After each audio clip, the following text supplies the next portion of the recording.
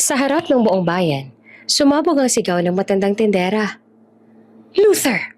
Ang kapal ng mukha mo na magpakitang tao dito. Iniwan mo ang asawa mong umiiyak gabi-gabi. Para saan? Para sa kabit mo? Natahimik ang lahat. Si Luther na nakasuit. Mayabang ang tindig pero napalunok.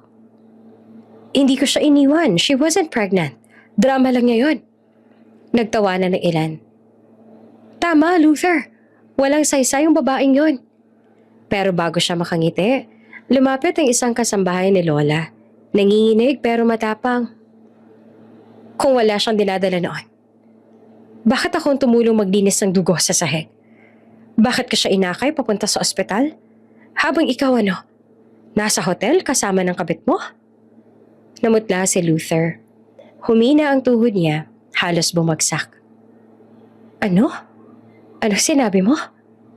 At sa mismong sandaling iyon, dumating ang 2 bodyguards at isang nakashades na lalaki. Excuse me? Where can I find Miss Amara Espenido Navarro? The jet is waiting. Sunod nilang nakita ang isang eleganteng babaeng bumaba sa black limousine. Nakagown, parang diwata. Si Amara. Ang babaeng tinawag niyang walang kwenta. Ang babaeng iniwan niya. Na dapat pala niyang prenotektahan. At nang magtagpo ang mata nila, tumulo ang luha ni Luther. Hindi dahil sa hiya, kundi dahil ngayon niya lang nalaman, may anak pala sila na hindi niya naalagaan.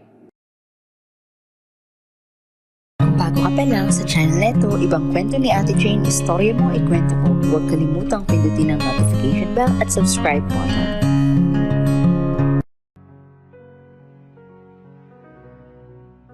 Tahimik ang buong bulwagan pero ramdam ang bigat ng hangin. Ang bawat tiktak ng orasan ay parang martilyo sa dibdib ni Amara. Nakatayo siya sa altar. Suot ang simpleng wedding gown na hiniram lang mula sa lumang baol ni Lola Esperanza. Maputi ang tela pero kupas na parang alaala ng panahong akala niya sapat ang kabutihan para mahalin. Sa ilalim ng belo nanginginig ang labi niya, hindi dahil sa lamig, kundi sa kaba na parang sumisiksik sa lalamunan niya, inaalala kung bakit sila ngayon ikakasal. Pagbabalik tanaw, amoy alak, malamlam ang ilaw ng sala. Luther, tama na. Mahina niyang pakiusap, pero ang lalaki ay lasing, sugatan, at galit sa mundo. Humagulgol bago tuluyang natumba sa tabi niya. Kinabukasan, nakita sila ni Lola Esperanza. Ang matanda ay nanginginig sa galit. Hawak ang rosaryo. Panagutan mo yan, Luther. Hindi ko hahayaang masira ang dangal ng batang inaalagaan ko. At ayun na nga, 1 linggo lang, nakatakda na ang kasal. Sa altar, nakatayo si Luther Villarreal. Malinis ang gupit, mamahalin ang tuxedo, pero mas malamig pa sa marmol ang tingin. Hindi man lang siya tumingin kay Amara. Ang mga daliri nito ay nakasuksok sa bulsa, halatang walang interes sa seremonya. The sooner this ends, the better. Mahina niyang sabi, halos pabulong pero sapat para marinig ng lalaking katabi sa altar. Alam ni Amara na ayaw nito sa kanya, hindi rin siya umaasa. Ang kasal na ito ay hindi bunga ng pag-ibig, kundi ng kondisyon ng matandang si Lola Esperanza, ang babaeng tinuring niyang tunay na ina. Si Lola ang tumulong sa kanya noong panahong siya ay palaboy, walang tirahan at nakikitulog sa lumang kamalig ng mga Villarreal. Si Lola ang nagbigay sa kanya ng pagkain, ng sapatos at ng pangarap na pwede pa palang mahalin ang isang katulad niya. Ngayon, habang nakatayo siya sa harap ng altar, hawak ang bulaklak na binigkis ng lumang laso, naaalala niya ang mga salitang binitiwan ni Lola noong gabing pumayag siya sa kasal. Anak, minsan, kailangan pong pumasok sa unos para makakita ng liwanag. Hindi niya alam kung liwanag pa talaga o bagyo ang papasukin niya ngayon. Do you, Luther Villarreal, take this woman to be your lawfully wedded wife? Tanong ng pare. Yes. Mabilis sa sagot ni Luther na walang emosyon. Pagkatapos ay siya naman. Do you, Amara Reyes, take this man to be your lawfully wedded husband? Yes, Father. Mahina ngunit buo ang boses niya. Napalunok siya sabay pikit. At sa sandaling iyon, Tumunog ang kampana. Nagpalakpakan ng mga bisita. Sa isang iglap, naging Mrs. Villarreal na siya kahit hindi pa siya handa. Sa simpleng reception sa lumang mansyon ng mga Villarreal, halatang pilit ang kasiyahan. Si Lola Esperanza nakaupo sa gitna, masayang pinapaano ng mga bagong kasal. Pero halata sa kanyang mga mata ang pagod. Si Luther nakaupo lamang sa dulo ng mesa, hawak ang cellphone. Minsan-minsan lang sumasagot kapag kinakausap. Si Amara naman tahimik na kumakain ng kaunting salad sa tabi ni Lola. Naririnig niya ang bulungan ng mga bisita. Swerte niya, napangasawa si Luther Villarreal. Di bagay, parang probinsyana lang. Ngumiti siya kahit masakit. Ayaw niyang ipakita ang apektado. Si Lola Esperanza lumapit at tinaplos ang kamay niya. Anak, pasensya ka na sa apo ko. Mabait yan, may pader lang sa puso. Give him time. Tumawa si Amara. Opo, Lola, naiintindihan ko. Pero sa loob niya, may maliit na tinig na nagbubulong. Hanggang kailan ako maghihintay ng pusong ayaw magbukas? Pagkatapos ng reception, unti-unti nagpaalam ang mga bisita. Si Amara ay naglakad papunta sa likod bahagi ng mansyon. Suot ang simpleng dress sa pinahiram ni Lola. Ang hangin ay malamig at ang mga ilaw sa hardin ay dahan-dahang nagkikislapan. Sa pagdaan niya sa may hagdanan, narinig niya ang pamilyar na tinig ni Luther. Nakatayo ito sa may hallway. Kausap ang isang babae sa telepono. Don't worry, Bianca. This marriage means nothing. It's just to make my grandmother happy. She means nothing to me. You hear that? Temporary lang to. Para siyang binuhusan ng malamig na tubig. Napatigil siya. Hawak pa rin ang maliit na bulaklak na dala niya mula sa simbahan. Bianca? Isang pangalan na hindi niya kalala, pero sapat para saktan siya. Lumingon siya pero mabilis ding tumalikod at naglakad palayo. Ayaw niyang marinig pa. Ayaw niyang umiyak doon. Paglabas niya sa hardin, tumingala siya sa langit. Tahimik, walang bituin. Pinisil niya ang ring sa daliri. Maganda, maliwanag, pero ang bigat, parang bakal.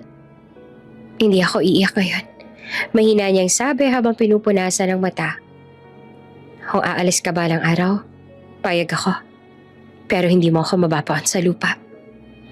Lumapit si Lola Esperanza ng dahan-dahan, may kasamang ngiti. Amara anak, huwag mong kalimutan. Ang puso hindi minamadali, pero huwag mo ring hayaang apakan. Ngumiti siya kahit nangingilid na ang luha. Opo Lola, kakayanin ko. Sa loob ay naroon si Luther, nakatalikod, pinupunasan ng baso ng alak. Hindi niya alam na mula sa hardin pinagmamasdan siya ni Amara. Tahimik, ngunit may apoy na sa dibdib. Pag-alis si Lola, naiwan siya mag-isa sa malawak na hardin. Dahan-dahan ang bumubuhos ang ulan. Hindi siya tumakbo. Hinayaan niyang mabasa ang buhok, ang damit. Ang puso niyang gustong sumigaw pero pinipigilan. Habang nakamasid si Luther sa malayo, wala siyang ekspresyon. Binuksan niya ang bintana, tinapon ng boutonniere, ang maliit na bulaklak na ginamit sa kasal. Sa loob ng bahay, isinabit naman ni Amara ang wedding gown sa likod ng pinto ng kanyang silid. Pinunasan niya ito ng tuwalya, parang may halong lambing at pasasalamat. Salamat, Lola. Mahina niyang bulong. Sa kabilang silid, maririnig naman ang tunog ng sasakyang papaalis. Wala siyang habol, wala siyang salita. Ang tanging naiwan ay ang tunog ng ulan at ang tibok ng pusong unti-unting tumitibay. At sa unang gabi ng kasal na sapilitan, may 2 pusong pinilit pagtagpuin, pero hindi pa handang magmahal. Pagkapasok nila sa mansyon, hindi man lang lumingon si Luther kay Amara. Diretso ito sa study, marahas ang bawat hakbang. Ang malakas sa pagsara ng pinto ay parang tunog ng pader na itinayo sa pagitan nila. Tahimik lang si Amara, nakatayo sa gitna ng napakagarang sala. Mataas ang kisame, kumikislap ang chandelier at sa bawat sulok ay puno ng mamahaling kagamitan. Mga bagay na parang galing sa ibang mundo. Pero sa kabila ng ganda, ramdam niya ang lamig. Wala siyang makita kahit anong bagay na may init o buhay. Lumapit siya sa malaking family portrait sa dingding ni Lola Esperanza. Si Lola Esperanza, bata pang si Luther, at isang babae siguro ay kanyang ina. Nakangiti silang lahat. Pero ngayon parang ang mga mata sa litrato ay nanlalamig din. Ganito palang bahay ng mayaman, naisip niya. Malaki nga, pero walang kaluluwa. Nasa tabi pa rin ng pinto ang maliit niyang maleta. Ang tanging bagay na pag-aari niya sa buong mansyon na ito. Huminga siya ng malalim. Pinipilit at tanggapin ang bagong buhay na hindi naman niya pinili. Isang kasambahay ang lumapit. May dalang tray ng tubig. "Ma'am, water po." Mahina nitong sabit, halatang kabado. Ngumiti si Amara, pilit pero magiliw. "Salamat ha, pero wag mo na akong tawaging ma'am, Amara na lang." Bago pa niya makuha ang baso, bumukas bigla ang pinto ng study. Lumabas si Luther, malamig ang mga mata. "Hindi mo kailangang paglingkuran," sabi niya sa maid. "Katulong ka rito, hindi prinsesa." Tumigil ang kasambahay, halos maluha sa hiya. Napayuko ito agad. Saglit na nagdilim ang paningin ni Amara. Pinilit niyang huminga ng maayos at ngumiti. "Okay lang ako." Mahinahon niyang sagot sa kasambahay. "Salamat sa tubig." Tumalikod ang maid. Mabilis na naglakad palayo. Naiwan silang dalawa sa gitna ng tahimik na sala. Ramdam ni Amara ang bigat ng tingin ni Luther. Hindi galit lang. May halong pagkamuhi. Parang gusto niyang iparamdam na hindi siya karapat-dapat huminga sa espasyong iyon. "Hindi ko naman hinihinga na tratuhin mo akong prinsesa." Mahinahon pero matatag na sabi ni Amara. "Respeto lang sana." Tumawa si Luther. Walang kahit bahid ng saya. "Respeto?" Ulit niya. May ngiti ng pangungot siya. "You think you earned that?" Humakbang siya palapit. "Pinagbigyan lang natin si Lola. Kung hindi niya ako pinilit, sa tingin mo ba titingnan pa kita kahit isang beses?" Parang sinampal si Amara ng mga salita. Pero hindi siya umatras. Huminga siya ng malalim, pinisil ang palad. "Hindi ko rin hiningi ang buhay na to," sagot niya. "Hindi ako nagmakaawa. Minahal ko ang lola mo, hindi ang yaman mo." "Then sana minahal mo rin ang lugar mo." Balik ni Luther na malamig. "Don't act like you belong here." Tahimik. Tanging tektak ng oras sanang maririnig. Pinagmasdan ni Amara ang mukha ng lalaki. Perpekto, pero walang emosyon. Lumapit siya ng kaunti hanggang halos magtama ang mga mata nila. "Hindi ko kailangang magmakaawa para magmukhang tao," bulong niya. "One day, hindi mo na kailangang umastang mataas. Reality will humble you." Tumalikod siya at iniwan itong tulala. Hawak pa rin ang basong may whiskey. Umakyat si Amara sa hagdan. Bawat akbang ay mabigat pero buo ang loob. Sa dulo ng hallway, binuksan niya ang kwartong inihanda ni Lola Esperanza para sa kanya. Maliit lang ito kumpara sa iba, pero maaliwalas at may kortinang kulay krema at maliit na bintanang tanaw ang hardin. Binuksan niya ang bintana. Sumalubong malamig na hangin ng gabi. Sa malayo, tanaw niya ang mga ilaw ng lungsod. Parang mga bituing malapit pero hindi abot. Ang hirap pumasok sa buhay ng taong may saradong pinto. Bulong niya sa sarili. Inalis niya ang hikaw, maingat na nilapag sa dresser. Kinuha niya ang singsing sa daliri at tinitigan ng matagal. Maganda, mamahalin, pero parang bigat ng kadena. "Hindi ako aalis," mahinang sabi niya. "Hindi pa ngayon." Sa ibaba ay naroon naman si Luther. Mag-isa sa sala, hawak ang baso ng alak. Nakatingin sa portrait ni Lola Esperanza, tahimik.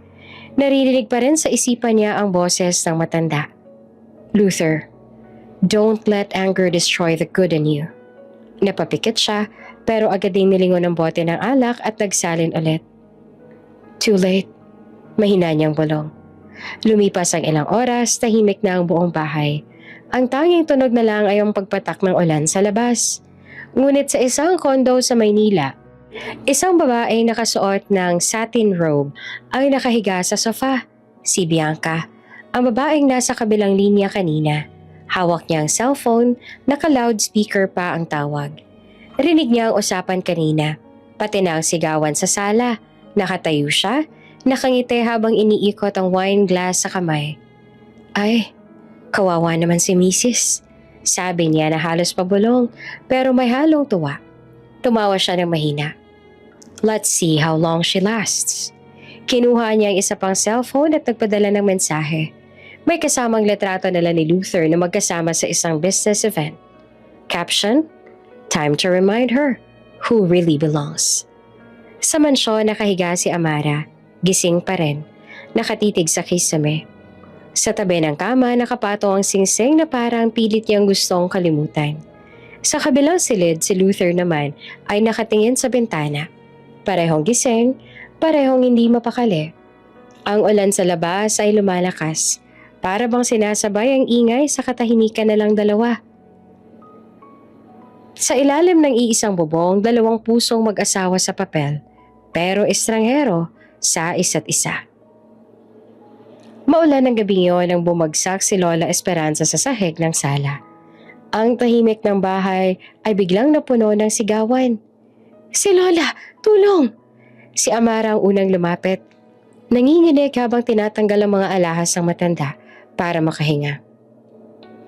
Lola, sandali lang po. Huwag niyo po akong iiwan. Pakiusap niya habang pilit na pinipigilan ng pag-ikot ng mundo. Sa ospital, mahigpit niyang hawak ang kamay ng matanda. Pinupunasan ng luha ang mukha nito. Lola, gagaling ka ha? Hindi mo ako pwedeng iwan. Ngumiti naman si Lola ng bahagya, halos pabulong. Anak, kung minsan, kailangan nating tanggapin na hindi lahat ng laban kailangang tapusin. Minsan, kailangang bitawan.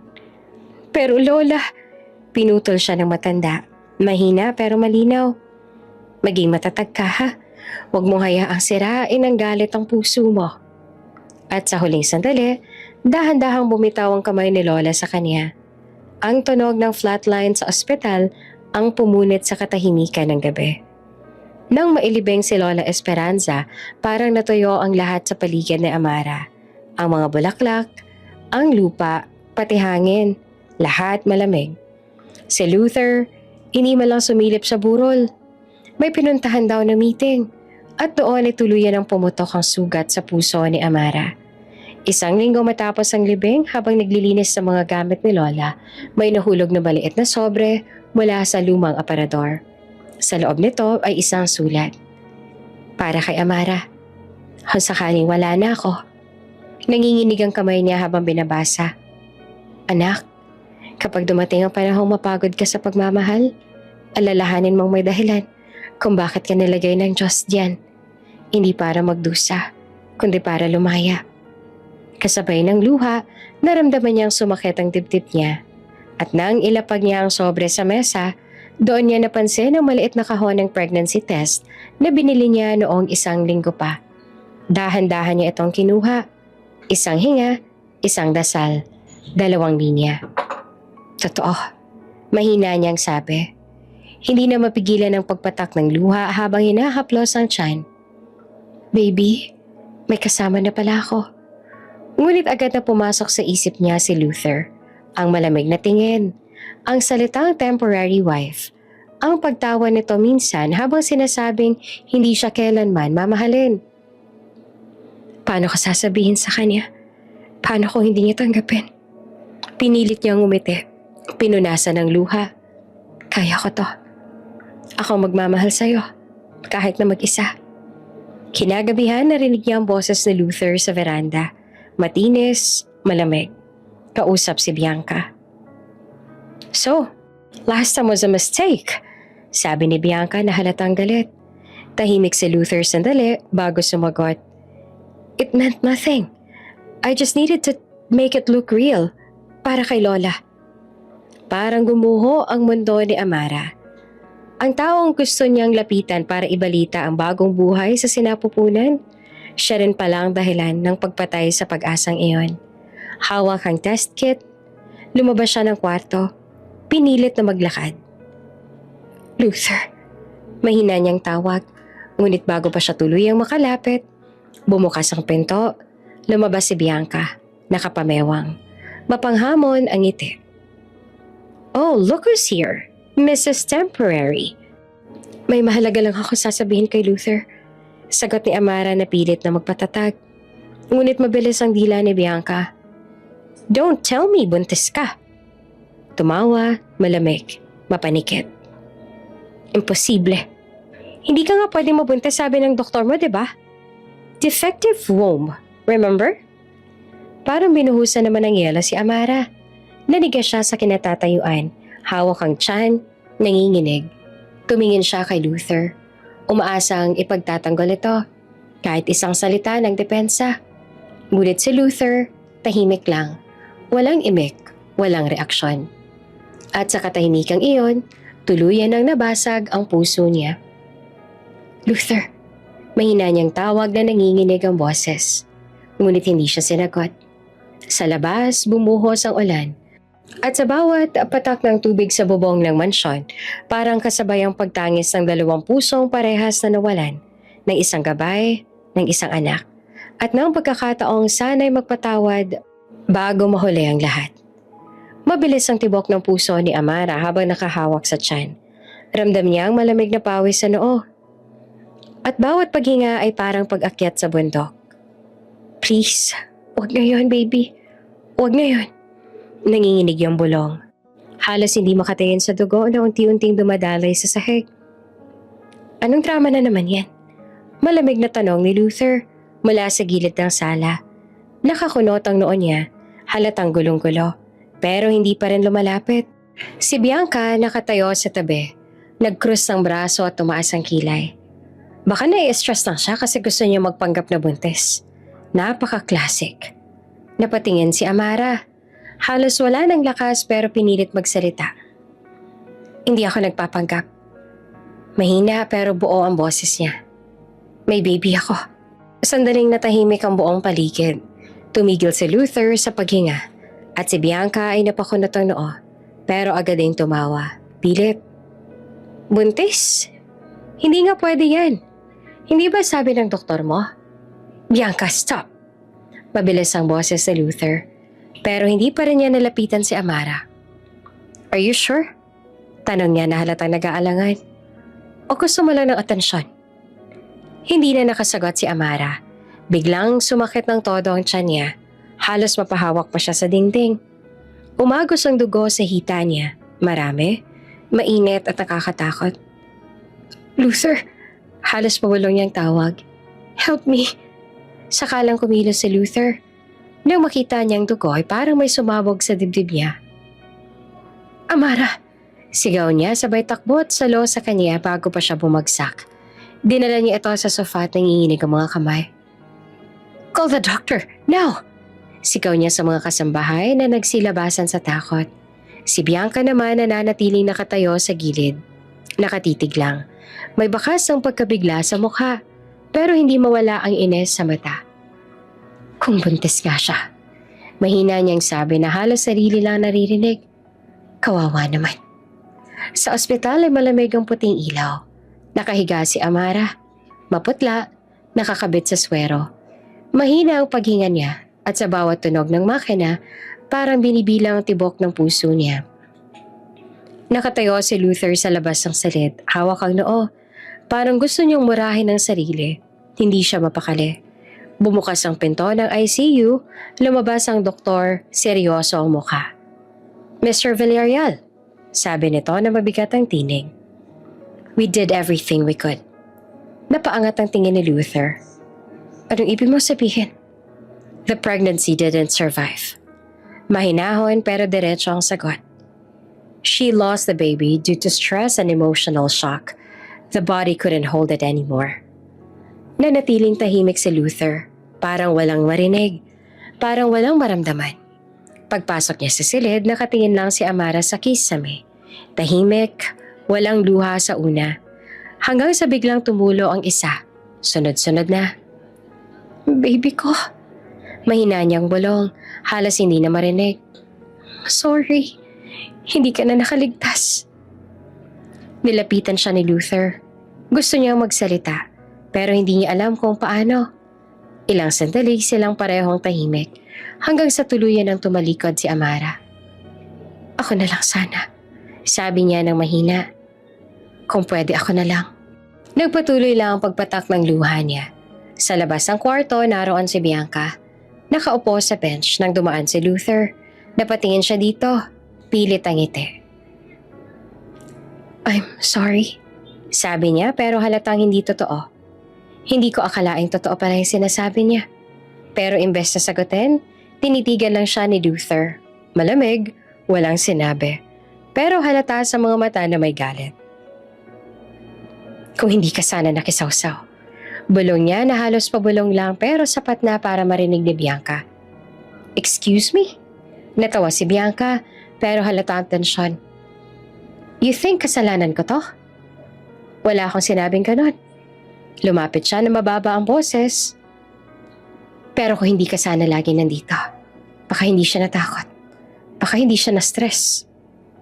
Tahimik si Bianca. Saglit niyang tiningnan ng sahig tapos ay ngumiti ulit pero pilit. Alam mo, Luther, hindi mo kailangang sisihin ako para lang gumaan ang loob mo. Hindi naman sumagot si Luther. Umalis siya. Iniwan itong nakatingin lang sa likod niya. Kinagabihan nagising si Amara. Tahimik sa loob ng kwarto sa ospital.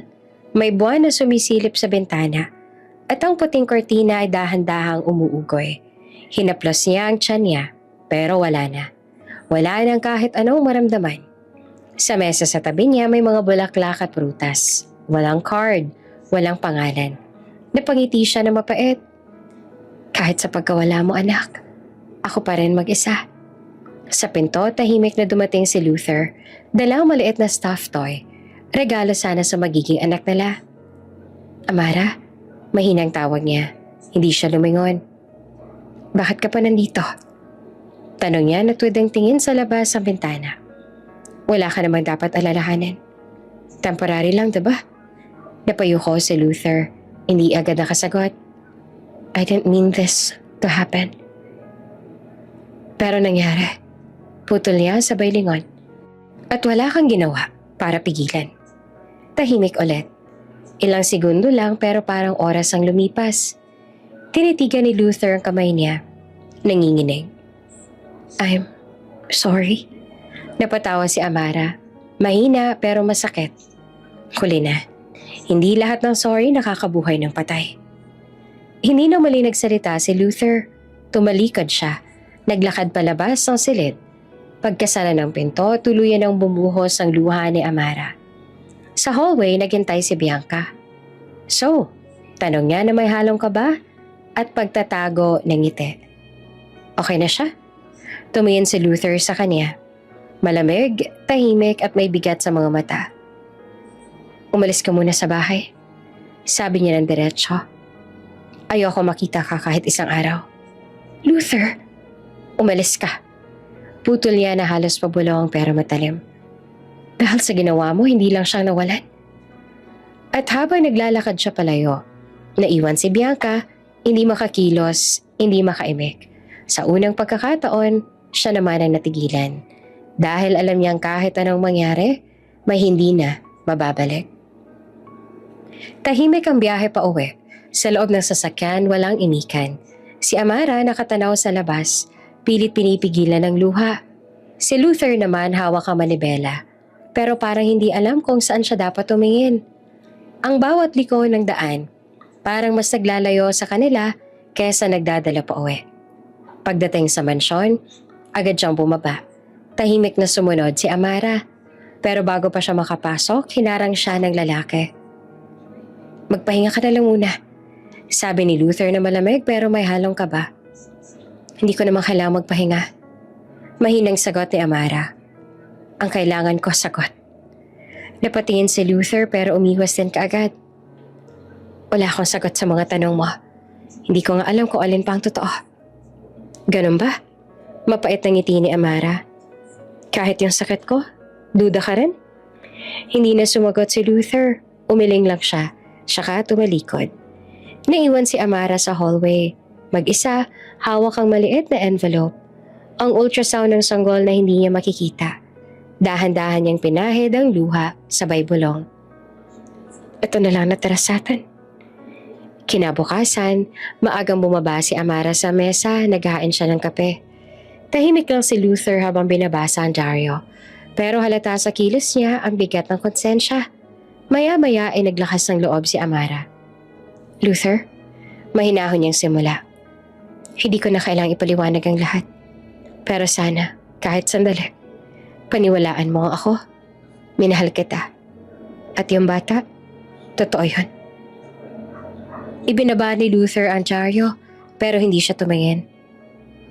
Amara, wala akong balak makipag-away. Hindi ako nakikipag-away. Sagot naman ni Amara na nanginginig ang boses. Nakikiusap ako.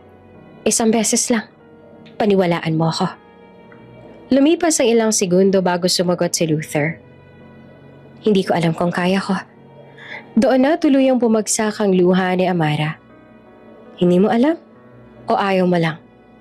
Walang sagot. Tumalikod siya at nagtuloy sa kwarto. Doon dahan-dahan niyang tinanggal ang singsing sa daliri.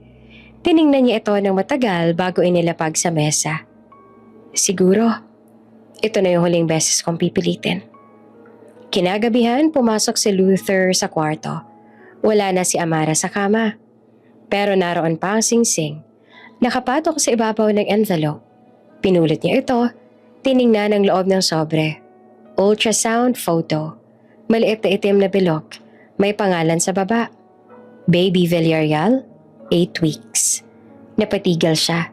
Bumilis ang tibok ng puso niya habang paulit-ulit na binabasa ang papel. Baby Villarreal. Bulong niya. Halos hindi siya makapaniwala. Parang bigla namang nanikip ang dibdib niya. Mabilis siyang lumabas ng kwarto. Hinanap si Amara sa buong mansyon. Sa kusina, sa hardin, sa veranda. Pero wala na. Ang mga kasambahay tahimik lang na nagkakatinginan. Umalis po siya, sir. Sabi ng isa. May bitbit na maleta. Sabi niya, wag nang hanapin. Napatigil si Luther. Hindi niya alam kung tatakbo ba o luluhod. Sa unang pagkakataon, naramdaman niya kung gaanong kabigat ang mga salitang binitawan niya noon. Lumapit siya sa bintana. Tanaw ang daan palabas ng gate. Sa labas, umuulan na naman na parang noong una lang silang nagkita. At sa bawat patak ng ulan, bumabalik sa isip niya ang mga sandaling tinanggihan niya ang tanging taong nagtiwala sa kanya. Sa mesa, nakalapag pa rin ang singsing. Dahan-dahan niya itong pinulot. Hawak-hawak habang pumikit. Bakit hindi kita pinakinggan? Mahina niyang sabi. Sa kabilang banda, sakay ng bus si Amara. Nakatingin sa madilim na langit. Sa tabi niya, nakapatong sa bagang isang maliit na lalagyan ng ultrasound photo. Tanging alaala ng anak na hindi niya na makikita. Tahimik lang siya, hindi na siya umiiyak. Para bang wala na siyang luhang natira. Sa isip niya, iisa lang ang pangako. Hindi na ako babalik bilang luhaan. Habang papalayo ang bus, tinanaw niya ang liwanag ng mansyon sa malayo. Isang huling tingin, sabay pikit ng mata. Patawad? Bulong niya. Pero kailangan kong piliin ang sarili ko. Sa mansyon, si Luther naman ay tahimik na nakaupo sa sahig ng kwarto. Hawak ang ultrasound sa dibdib. Walang luha, pero halata sa mukha niya ang pagsisisi. Sa wakas, naiintindihan niya na kung gaano niyang kamahal si Amara. Pero huli na. Habang tinitingnan niya ang larawan, may biglang pumasok na tawag sa telepono. Ang sekretarya niya. Sir, may iniwan pong dokumento si Mrs. Villarreal. Annulment papers po. Napahawak siya sa sentido. Tuluyan ang bumigay ang mga tuhod niya. At sa labas ng bintana, patuloy ang ulan. Parang sinasabi ng langit na minsan, kahit anong pagsisisi, hindi na kayang habulin ang huling bus ng pag-ibig. Habang sa kabilang banda, bumababa si Amara sa bus station ng probinsya. Huminga siya ng malalim, sariwang hangin, amoy ng palay at lupa. Sa wakas, wala ng pader. Walang ingay ng syudad. Pagdating niya sa bahay, agad siyang sinalubong ni Nanay Clarita. Anak, Diyos ko, bakit ang payat mo? Ngumiti naman si Amara at pilit na matatag. Ma, pagod lang ako, pero kaya ko. Niyakap siya ng ina ng mahigpit. At sa yakap na iyon, tuluyan ang bumigay si Amara. Hindi dahil sa kahinaan, kundi dahil sa pakiramdam na ligtas na ulit siya. Lumipas ang mga araw, nasanay na siya sa tahimik na buhay. Nagluluto, naglalaba, naglalakad sa palayan. Sa bawat takbo ng oras, unti-unti niyang naramdaman ang paghilom. Minsan habang nagbabanlaw ng damit sa ilog, napatingin siya sa malinaw na tubig at nakita ang refleksyon niya. Maputla pa rin, pero may ngiti na. Okay lang. Bulong niya. Hindi ako natalo. Natuto lang. Gabi-gabi umuupo siya sa labas ng bahay, nakatingin sa langit. Bitbit niya lagi ang maliit na larawan ng ultrasound. Baby, mahina niyang sabi. Hindi mo man ako nakasama, pero pinapangako kong tutulungan ko yung mga babaeng katulad ko. Hindi kita kakalimutan. Kumikinang ang mga bituin, parang may tugon. Tahimik, pero puno ng pag-asa. Kinabukasan, maagang naglakad si Amara papunta sa bayan. May dala siyang basket ng gulay. Plano niyang ibenta sa palengke.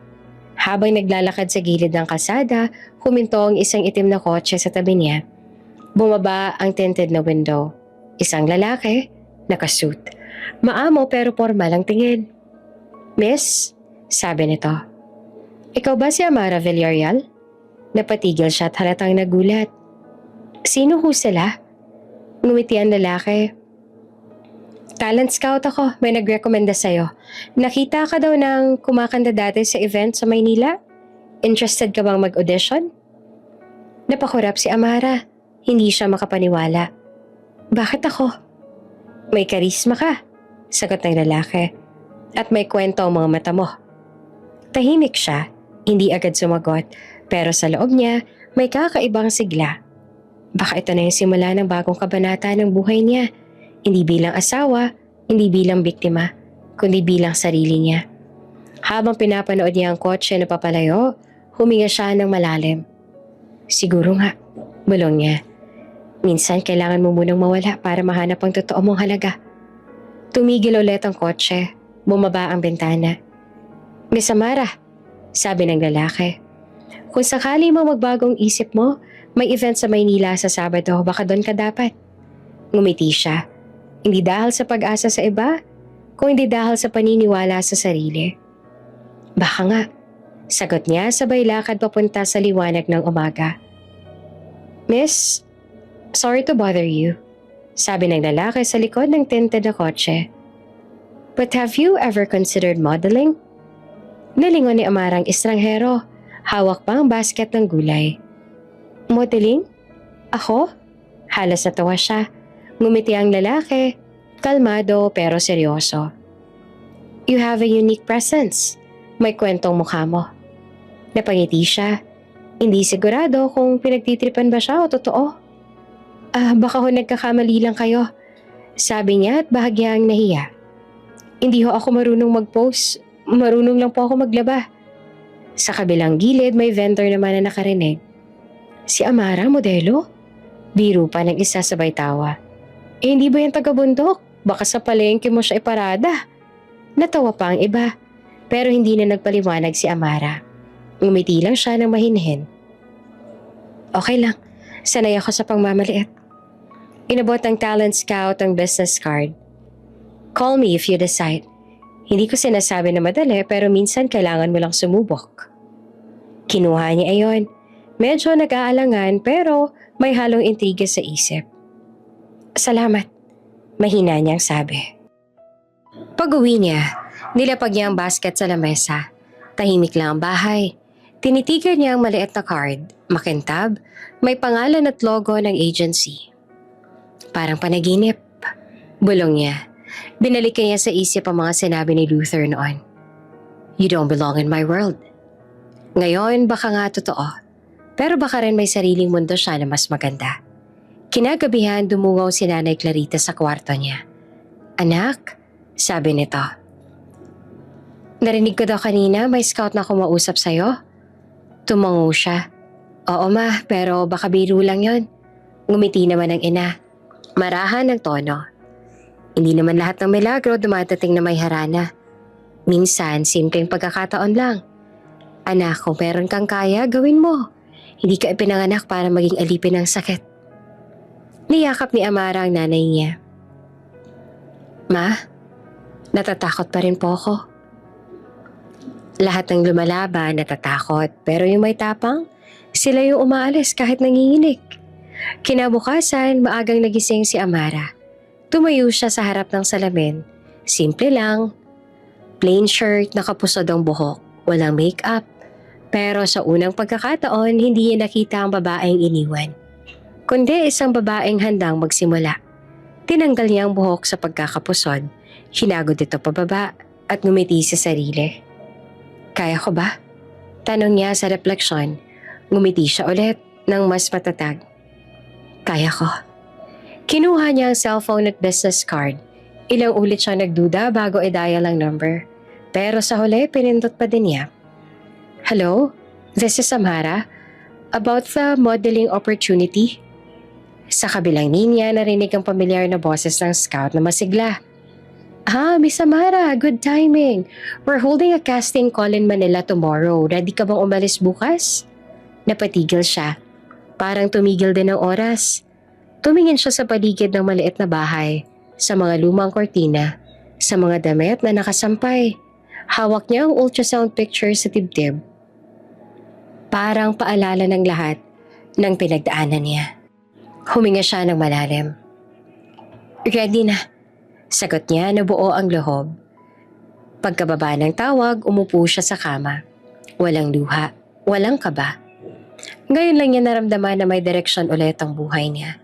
Habang nag-iempake ng kaunting gamit, napangiti siya. Baby, bulong niya. Samahan mo ako ha, para sa atin to. Kinagabihan bago matulog ay nagdasal siya.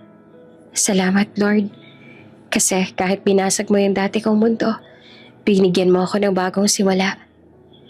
Sa kabilang banda ng probinsya, habang tulog ang lahat, sumilip sa bintana ang buwan. Tila ba ito'y nakangiti sa kanya. At sa gitna ng katahimikan, isang bagong pangarap ang nabuhay sa puso ni Amara. Hindi para ipakita sa iba, kundi para patunayan sa sarili niya na kaya niyang bumangon ng mag-isa. Kinabukasan, bitbit ang maliit na maleta, umalis siya ng bahay. Habang naglalakad papuntang bus station na may batang lumapit.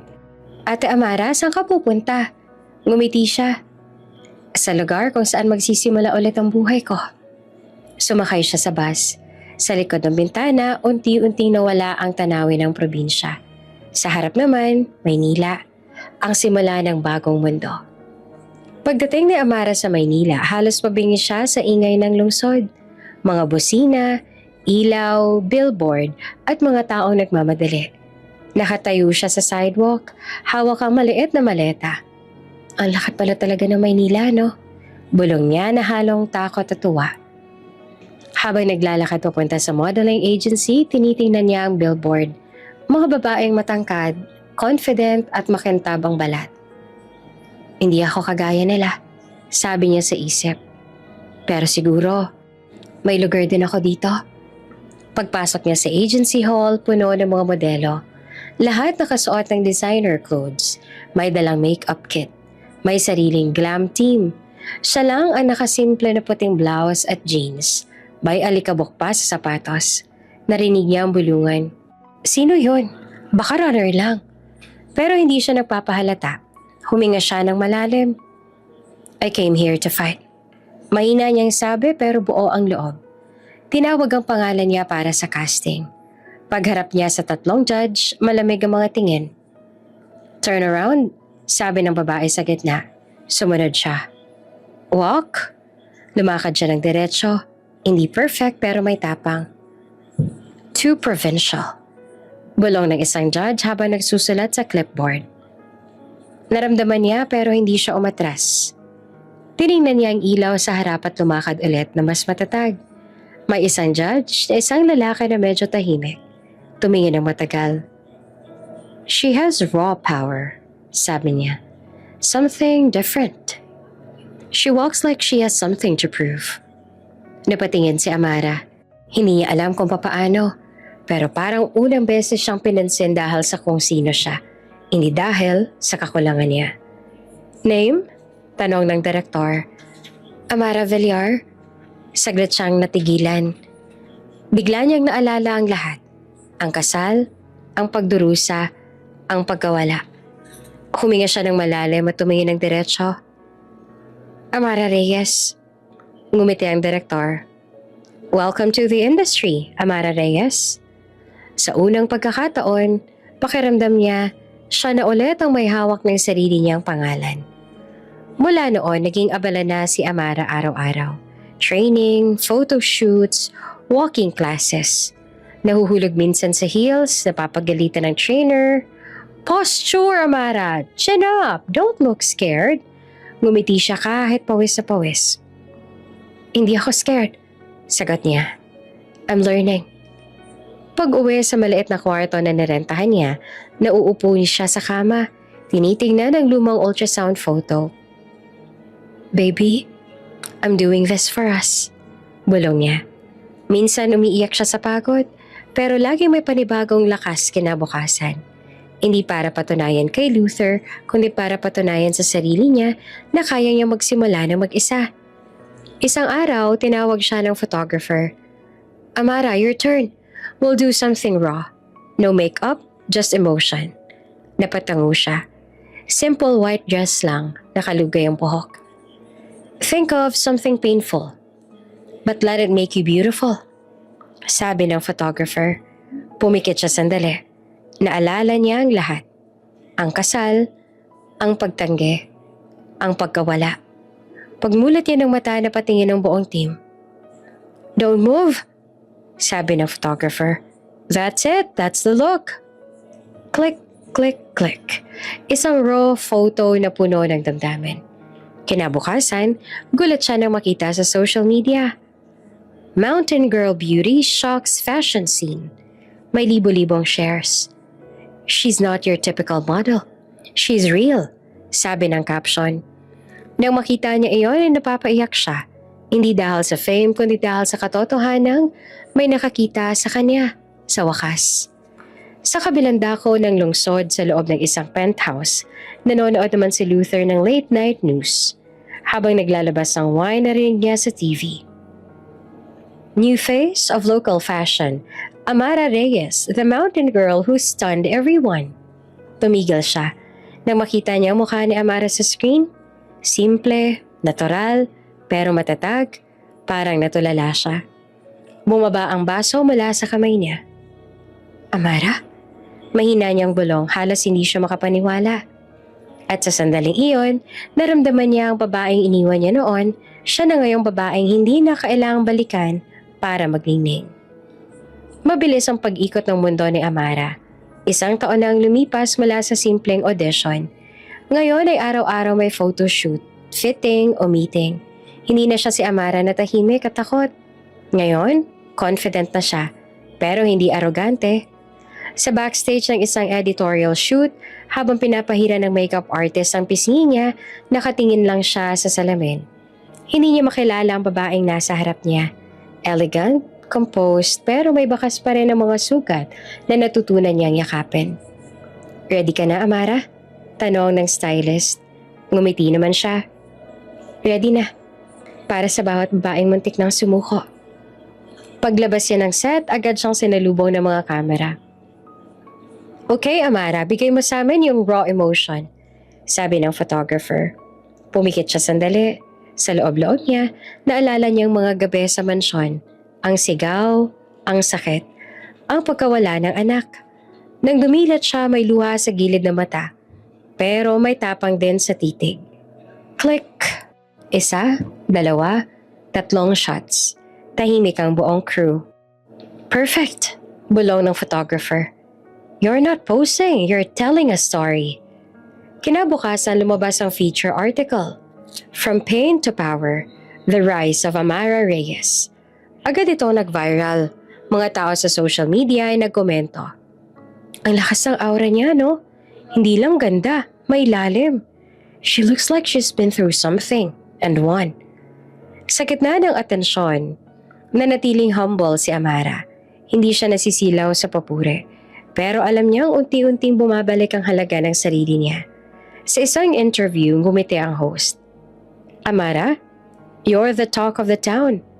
Pero gusto naming malaman, what fuels your strength? Tahimik siya saglit. Hindi agad sumagot. Naramdaman niya ang bigat sa dibdib, pero ngumiti pa rin. I lost something precious once, sabi niya sa boses sa banayad. Now, I fight to honor that love. Hindi niya binanggit kung sino o ano, pero lahat ng nakarinig, alam na may malalim sa likod ng bawat salita. Pagkatapos ng interview, trending agad. Mga video edits, quotes, at reaction posts na nagkalat sa internet. Hashtag Queen of Sierra. Hashtag From Pain to Power. Ang mga hashtag na dati imposible para sa babaeng dating iniwan at tinawag na wala. Sa mansyon, nasa harap ng TV si Luther. Tahimik, naka-off ang mga ilaw. Tanging glow ng screen ang kumikislap sa mukha niya. Nakita niya si Amara. Confident, kalmado. Hindi na yung babaeng dating umiiyak sa harap niya. Habang pinapakinggan niya ang sagot nito sa interview, unti-unting bumigat ang dibdib niya. I lost something precious once. Tumulo ang isang luha, tahimik lang. Hindi dahil sa inggit, kundi dahil ngayon lang niya tuluyang naramdaman ang bigat ng mga salitang sinayang niya noon.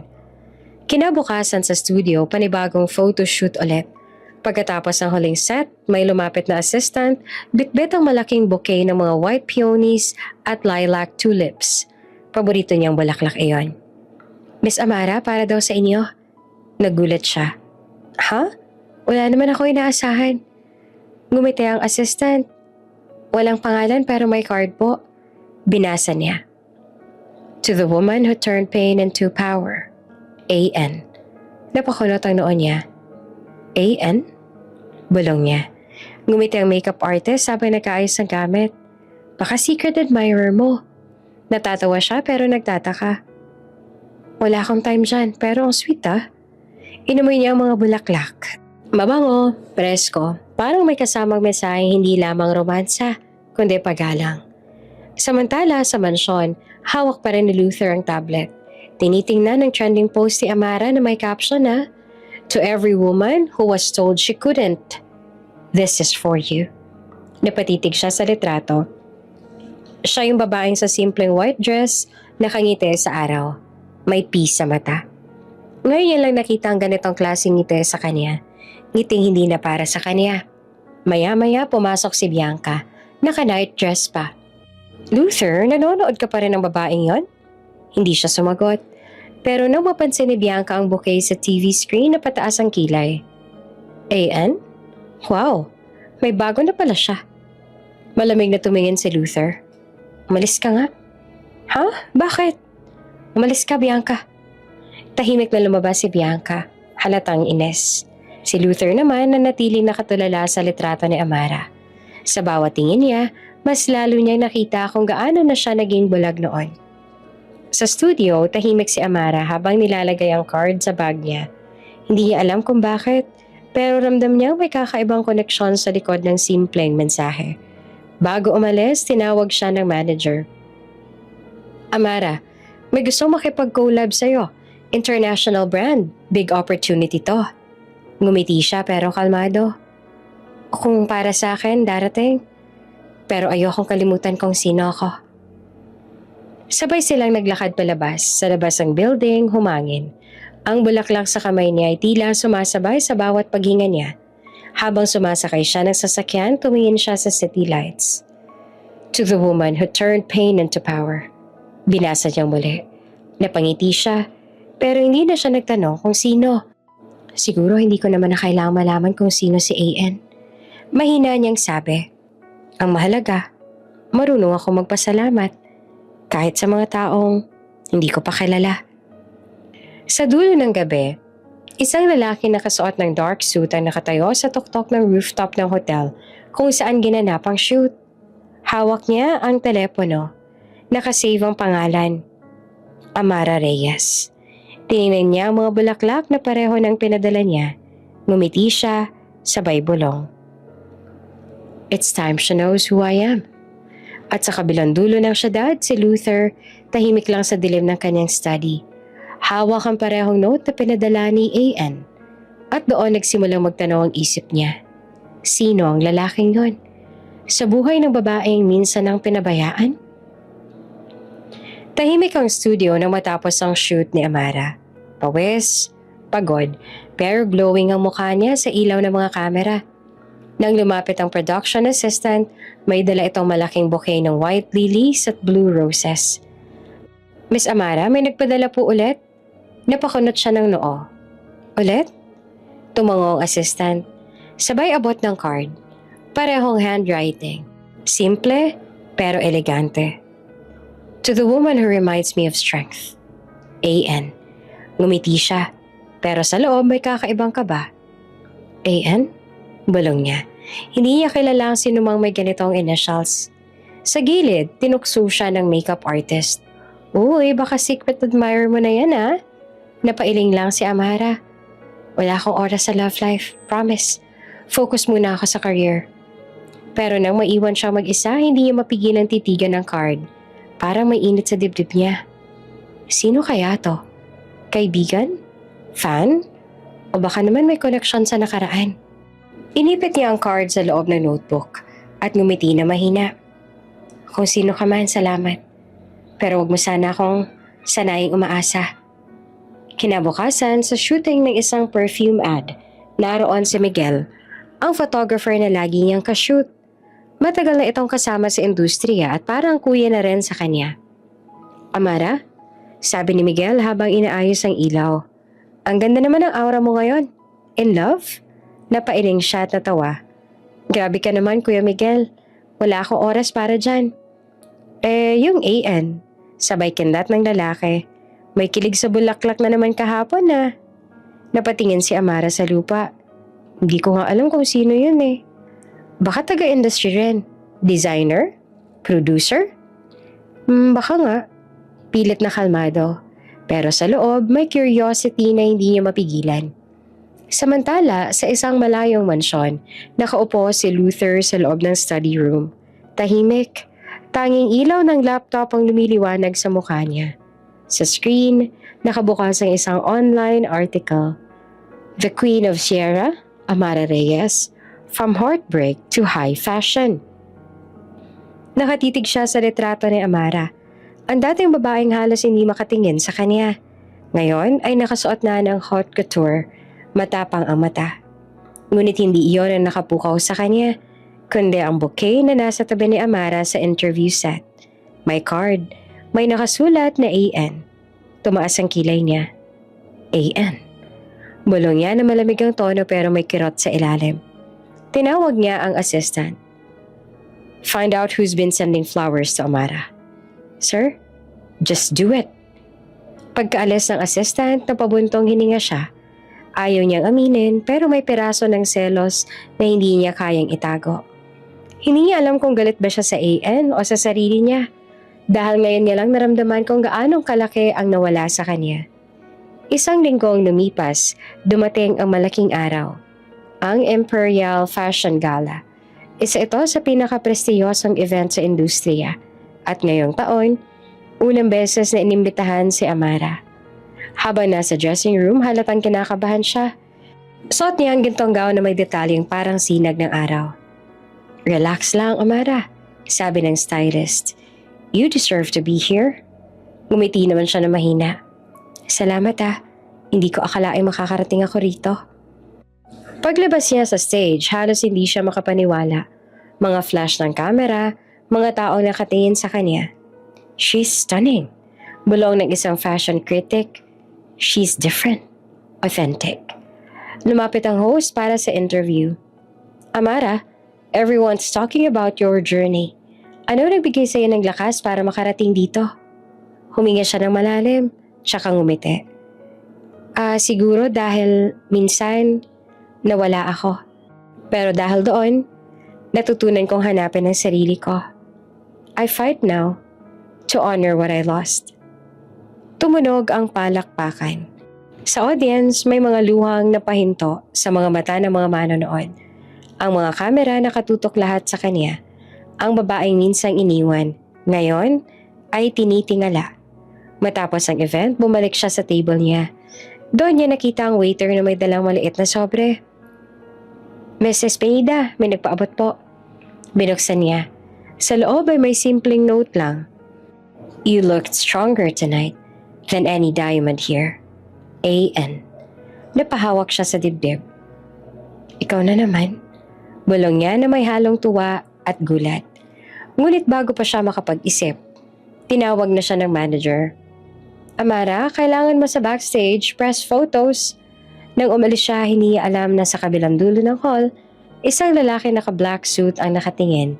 Nakangiti, hawak ang kopya ng note na kapareho ng ibinigay sa kanya. Kinagabihan sa condo unit niya, tinanggal niya ang makeup at tiningnan ang sarili sa salamin. Pagod pero maganda pa rin. Hawak niya ang note at napangiti siya. Sino ka ba, Ian? Bakit parang alam mo kung anong klaseng sakit ang pinagdaanan ko? Tumingin siya sa bintana.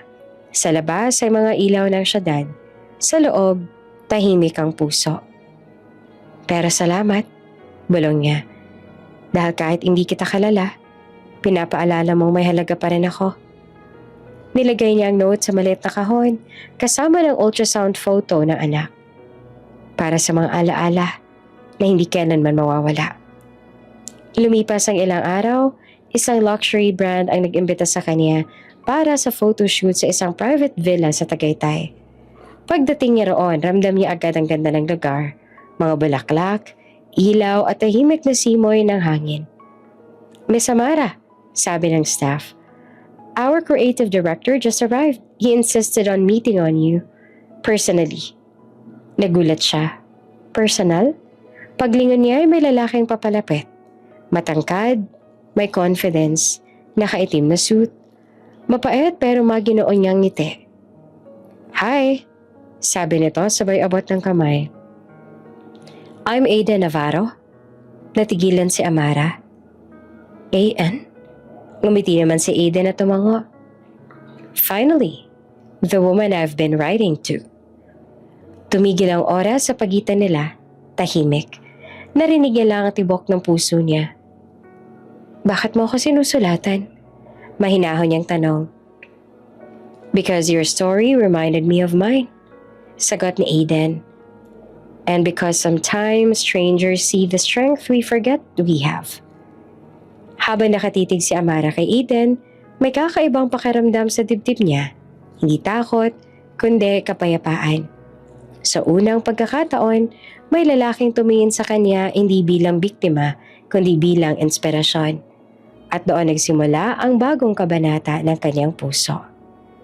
Mainit ang araw nang bumalik si Amara sa Maynila. Sa pagbaba pa lang ng telepono, sinalubong na siya ng flash ng kamera. Mga reporter, nagsisigawan ng mga pangalan niya. Amara, one picture please. Amara, what's next for the Queen of Sierra? Ngumiti siya, sanay sa ganitong eksena. Ang dating tahimik na babae sa bundok, ngayon ay laman na ng bawat headline. Pero sa likod ng ngiti, ramdam niya ang bigat. Hindi ng takot, kundi ng mga alaala. Habang naglalakad palabas ng airport, napahinto siya. Sa gitna ng mga tao, may isang lalaking halos hindi na makilala. Payat, maputla, tila ilang araw na walang pahinga. Si Luther.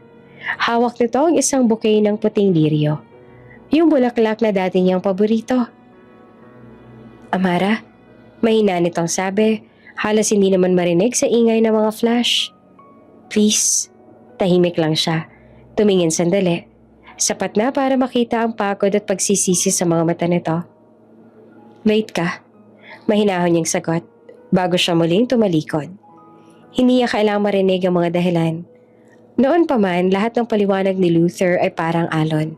Dumadaan, pero walang natitira. Pagdating sa sasakyan, huminga siya ng malalim. Are you okay, ma'am? Tanong ng assistant. Yeah, sagot niya. Just ghosts from the past.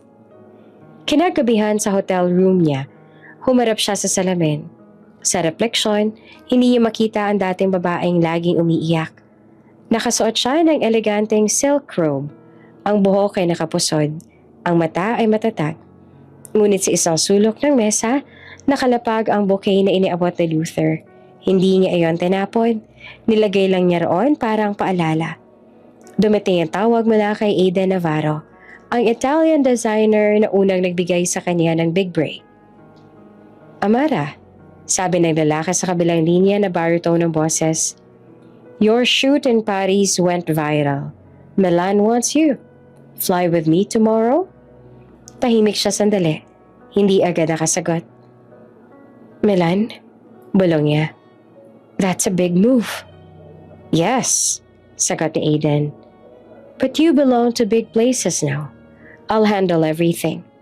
Ngumiti siya. Halos maramdaman ang tibok ng puso niya. Okay, let's do it. Pagkababa ng tawag, tumingin siya ulit sa bouquet. Hindi niya alam kung bakit, pero parang biglang lumamig ang paligid. Kinabukasan, sa opisina ng fashion house, dumating si Luther. Walang paalam, nakasuot pa ng lumang suit. Halatang hindi na siya bahagi ng dating mundo. Sir, appointment po? Tanong ng guard. Please, I just need to talk to her. Sa loob ay abala naman si Amara sa fitting, nakasuot ng long ivory gown. Habang inaayos ng stylist ang laylayan, nang marinig ang ingay sa labas, nagtama ang kanilang paningin ni Luther. Amara, halos pabulong nito. Lumingon siya, pero hindi na siya umatras. Hindi na siya natitinag. Anong ginagawa mo dito? Sabi ni Amara. I'm sorry for everything. I lost everything when you left. The company, the respect, even myself. Sagot ni Luther. Napayuko si Amara sandali. Pag-angat ng mukha, kalmado na siya. Luther, mahinahon niyang sabi. Hindi ko kailangan ng sorry para mabuo. Hindi ko iniwan ang mundo nung umalis ako sa'yo. Ikaw ang umalis sa sarili mo. Natigilan si Luther. Kita sa mga mata niya ang guilt na matagal nang kinikimkim. Huwag mong gawing sentro ng mundo mo ang pagkawala ko. Dugtong pa ni Amara. Ginamit mo ang pagmamahal ko noon para kontrolin ako. Pero ngayon, ginagamit ko ang sakit para lumaya. Tumulo ang luha sa pisngi ni Luther, pero pinunasan niya agad. You changed? Hindi, sagot ni Amara.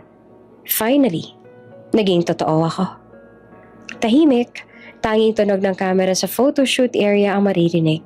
Nang tumalikod siya ay parang tuluyang naglaho ang koneksyon ng nakaraan. Habang papalabas si Amara ng building, hinabol siya ng assistant. Ma'am, may tawag po, urgent. Kinuha niya ang phone, si Aiden ulit. Pack your things, sabi nito. The flight to Milan leaves at 6 in the morning. Napangiti siya. I'll be ready. Ngunit hindi niya alam sa labas ng building, narinig ni Luther ang usapan. Ang pangalan ni Eden Navarro ay parang kutsilyong dumula sa puso niya. Milan? Bulong nito habang pinagmamasdan ng papalayo ang sasakyan ni Amara. Kasama siya. Hindi niya alam kung selos ba o panik ang nararamdaman niya. Pero sa unang pagkakataon, alam niyang tuluyang mawawala si Amara. Hindi dahil sa distansya, kundi dahil pinili na nitong hindi na lumingon. Pag-uwi ni Amara sa kondo, inayos niya ang mga gamit. Sa gitna ng pag-impake, binuksan niya ang maliit na kahon kung saan nakatago ang lumang ultrasound photo ng anak niyang nawala. Hawak niya iyon, marahang pinunasan. We're leaving, baby. Bulong niya. Sa labas ng bintana, tanaw niya ang city lights sa Maynila. Ang mga ilaw na dati niyang pinangarap mula sa bundok. Ngayon, bahagi na siya nito. At sa kabilang dulo ng lungsod, si Luther ay nakatulala sa bote ng alak. Hawak ang telepono. Paulit-ulit na tinatawagan ng numerong hindi na sumasagot. Amara? Bulong niya, habang tumutulo ang luha sa pisngi. Don't go. Ngunit sa isip ni Amara, malinaw na ang sagot. Hindi na siya babalik sa mundo ng multo. Bukas, lilipad siya patungong Milan at doon magsisimula ang bagong laban. Habang inaayos ng assistant ang mga gamit sa flight, pumasok ang isang lalaking may dalang dokumento. Miss Amara, sabi nito, Mr. Navarro asked me to hand this to you personally. Binuksan niya ang sobre. Sa loob ay may plane ticket, kontrata at isang liham. For the woman who turned pain into art, let's conquer the world together. A.N. Ngumiti naman si Amara sabay bulong. Game. Mainit ang araw ng bumungad sa social media ang mga headline. Provincial scammer Amara Reyes niloko ang fashion world. Fake identity, fake receipts. Ang reyna ng Sierra, peke pala. Sunod-sunod ang notifications, comments, shares. Sa studio habang nag-aayos ng buhok si Amara para sa shoot, biglang nagdilim ang mukha ng assistant. Ma'am, trending po kayo pero hindi maganda. Kinuha ni Amara ang phone. Nang makita ang mga edited photos, Mga peking kontrata, fake screenshots, pati lumang litrato niyang ginawa ng masamang caption. Parang may humigpit sa dibdib niya. Bianca. Mahina niyang sabi. Hindi pa rin siya tapos. Samantala sa kabilang dako naman ng syudad nakangiti si Bianca habang nakaupo sa cafe. Kaharap ang PR agent niya. I told you. Pag nabahira ng pangalan niya, tapos na siya. Sabi niya, sabay lagay ng shades. Sigurado ka bang walang makakabawi? Tanaw ng agent. Ngumiti naman si Bianca, kumpiyansa. Walang maniniwala sa probinsyana laban sa pangalan ko. Pero ilang oras lang lumipas, dumating si Eden Navarro. Galit at kalmado sa parehong oras. Bianca, malamig niyang sabi habang nilapag ang folder. Tama na to. Ngumiti pa rin siya pero ramdaman ka ba? Eden, this is business. Alam mo naman, showbiz, fake receipts, edited photos, that's a crime. Ano bang pakialam mo, girlfriend mo ba siya? Sabay tawa ni Bianca. Tinitigan siya ni Eden ng diretso sa mata. Hindi ko kailangang maging boyfriend para ipagtanggol ang tama. Kinabukasan, naglabas ng statement si Eden sa media. There are malicious attempts to destroy an innocent woman's career. As someone who knows the truth, I will not stay silent. Kasabay niyon, naglabas din siya ng screenshots, CCTV footage at mga dokumentong nagpatunay na si Bianca mismo ang nagpa-edit at nagbayad ng trolls para sirain si Amara. Sumabog ang internet. Grabe, siya palang may gawa. Si Amara klase pa rin kahit ginigiba na. Queen behavior. Ang dating tahimik na babae mula bundok, ngayon ay simbolo na ng grace under fire. Sa press conference na tinawag ng agency, tahimik ang bulwagan. Puno ng reporters, ilaw at camera flashes. Si Amara simple lang ang suot. White blouse, minimal makeup at matatag ang tingin. Sa tabi niya si Eden tahimik lang, pero alerto. Miss Amara? Tanong ng reporter. Anong masasabi mo sa mga taong patuloy kang pinapapababa? Ngumiti siya, marahan pero may lakas. Kung sanay silang manira, sanay na rin akong bumangon. Hindi ko naman kailangang ipaliwanag ang katotohanan kasi kusa naman yung lumalabas kapag tumahimik ka at naghintay. Nagpalakpakan ng buong hall, may ilan pang huminga ng malalim, tila nadala na sa aura niya. Biglang may bumukas sa pinto. Isang lalaki ang pumasok. Suot ang simpleng polo, may dala pang bandage sa kamay. Si Luther. Tahimik ang lahat. Naglakad siya papunta sa harap. Tumingin sa media at nagsalita. Ako si Luther Villarreal.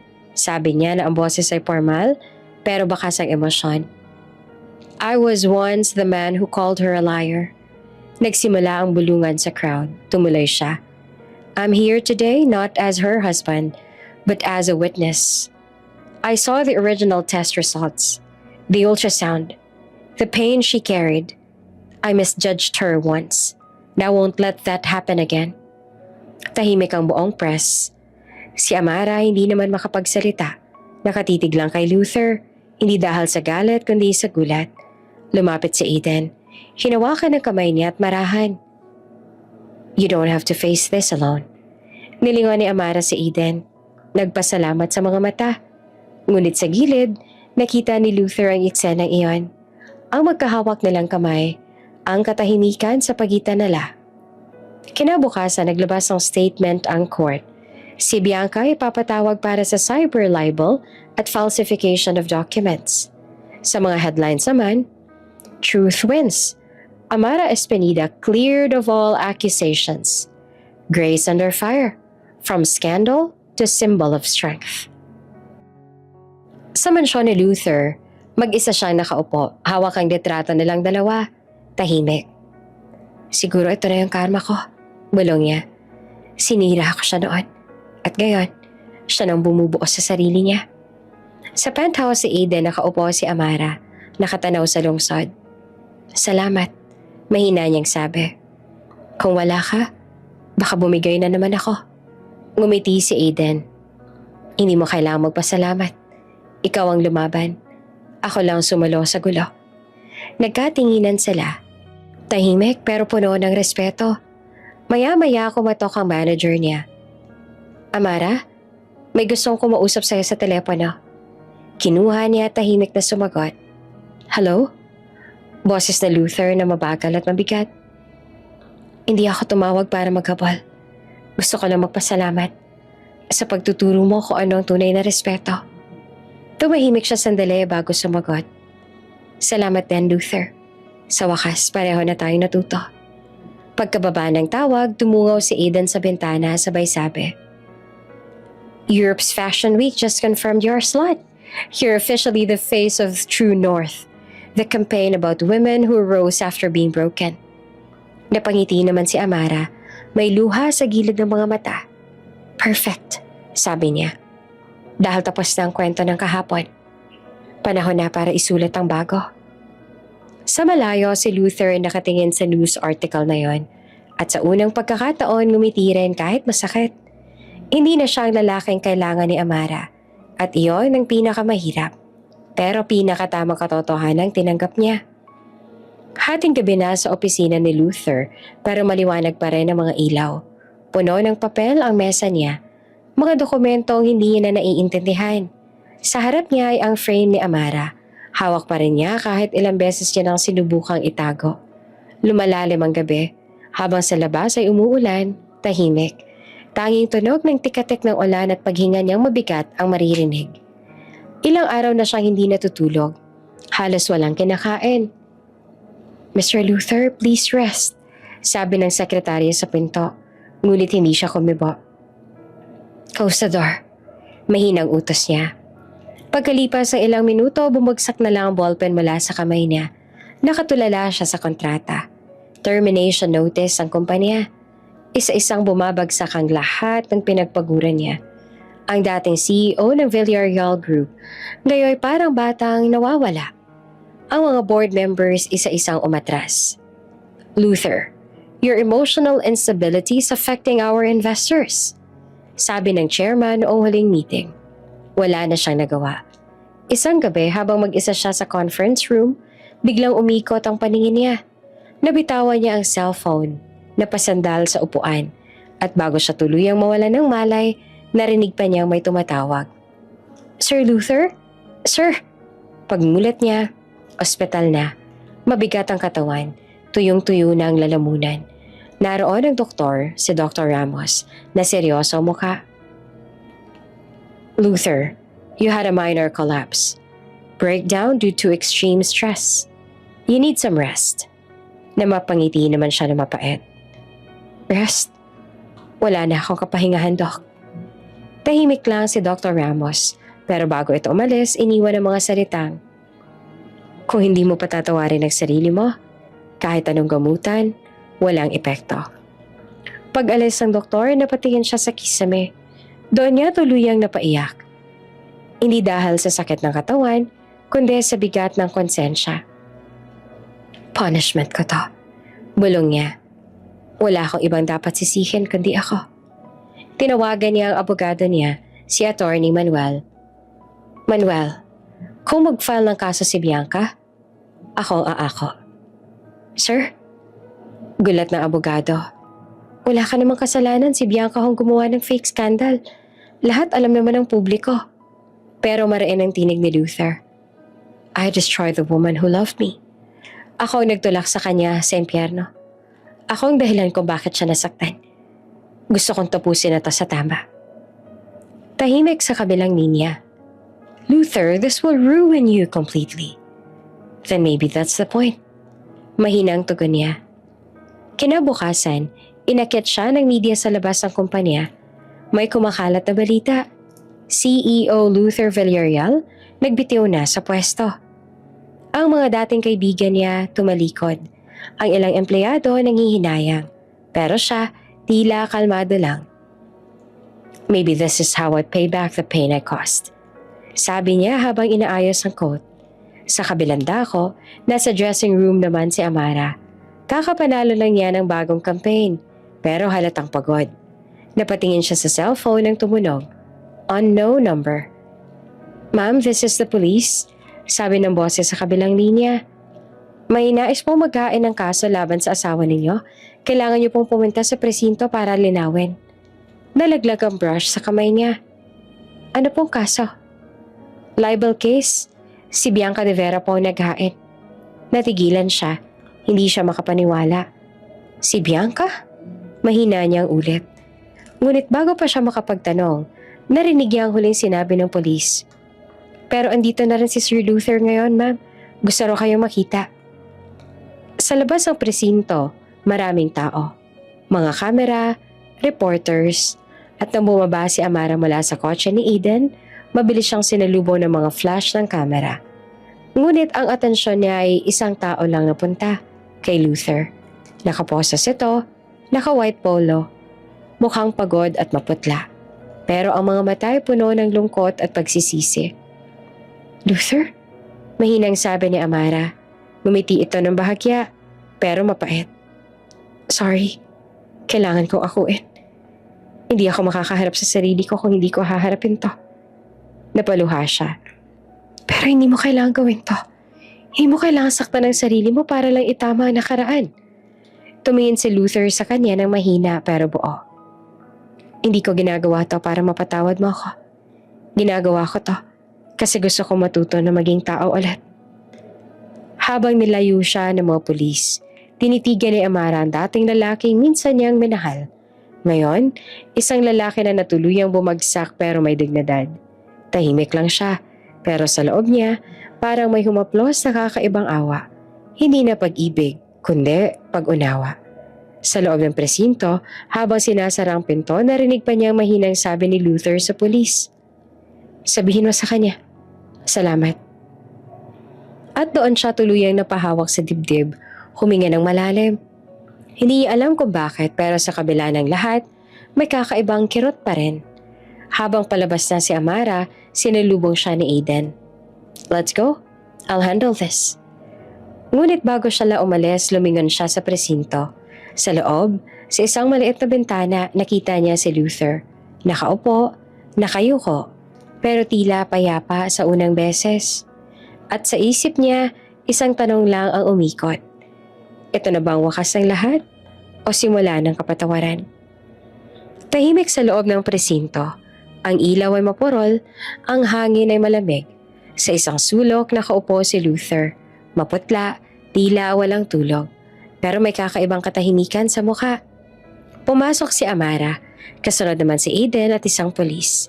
Nakatitig siya kay Luther. Parang hindi makapaniwala sa nakikita. Luther, mahina niyang tawag. Dahan-dahan itong tumingin, may bahagyang ngiti na halatang pilit. Amara, bulong niya. Ang tagal kong hinintay na matawag mo ulit yan. Lumapit siya. Huminto sa harap nito. Kita niya ang posa sa mga kamay at napahawak siya sa dibdib. Hindi sa galit, kundi sa awa at gulat. Bakit mo ginawa to? Tanong niya na halos pabulong.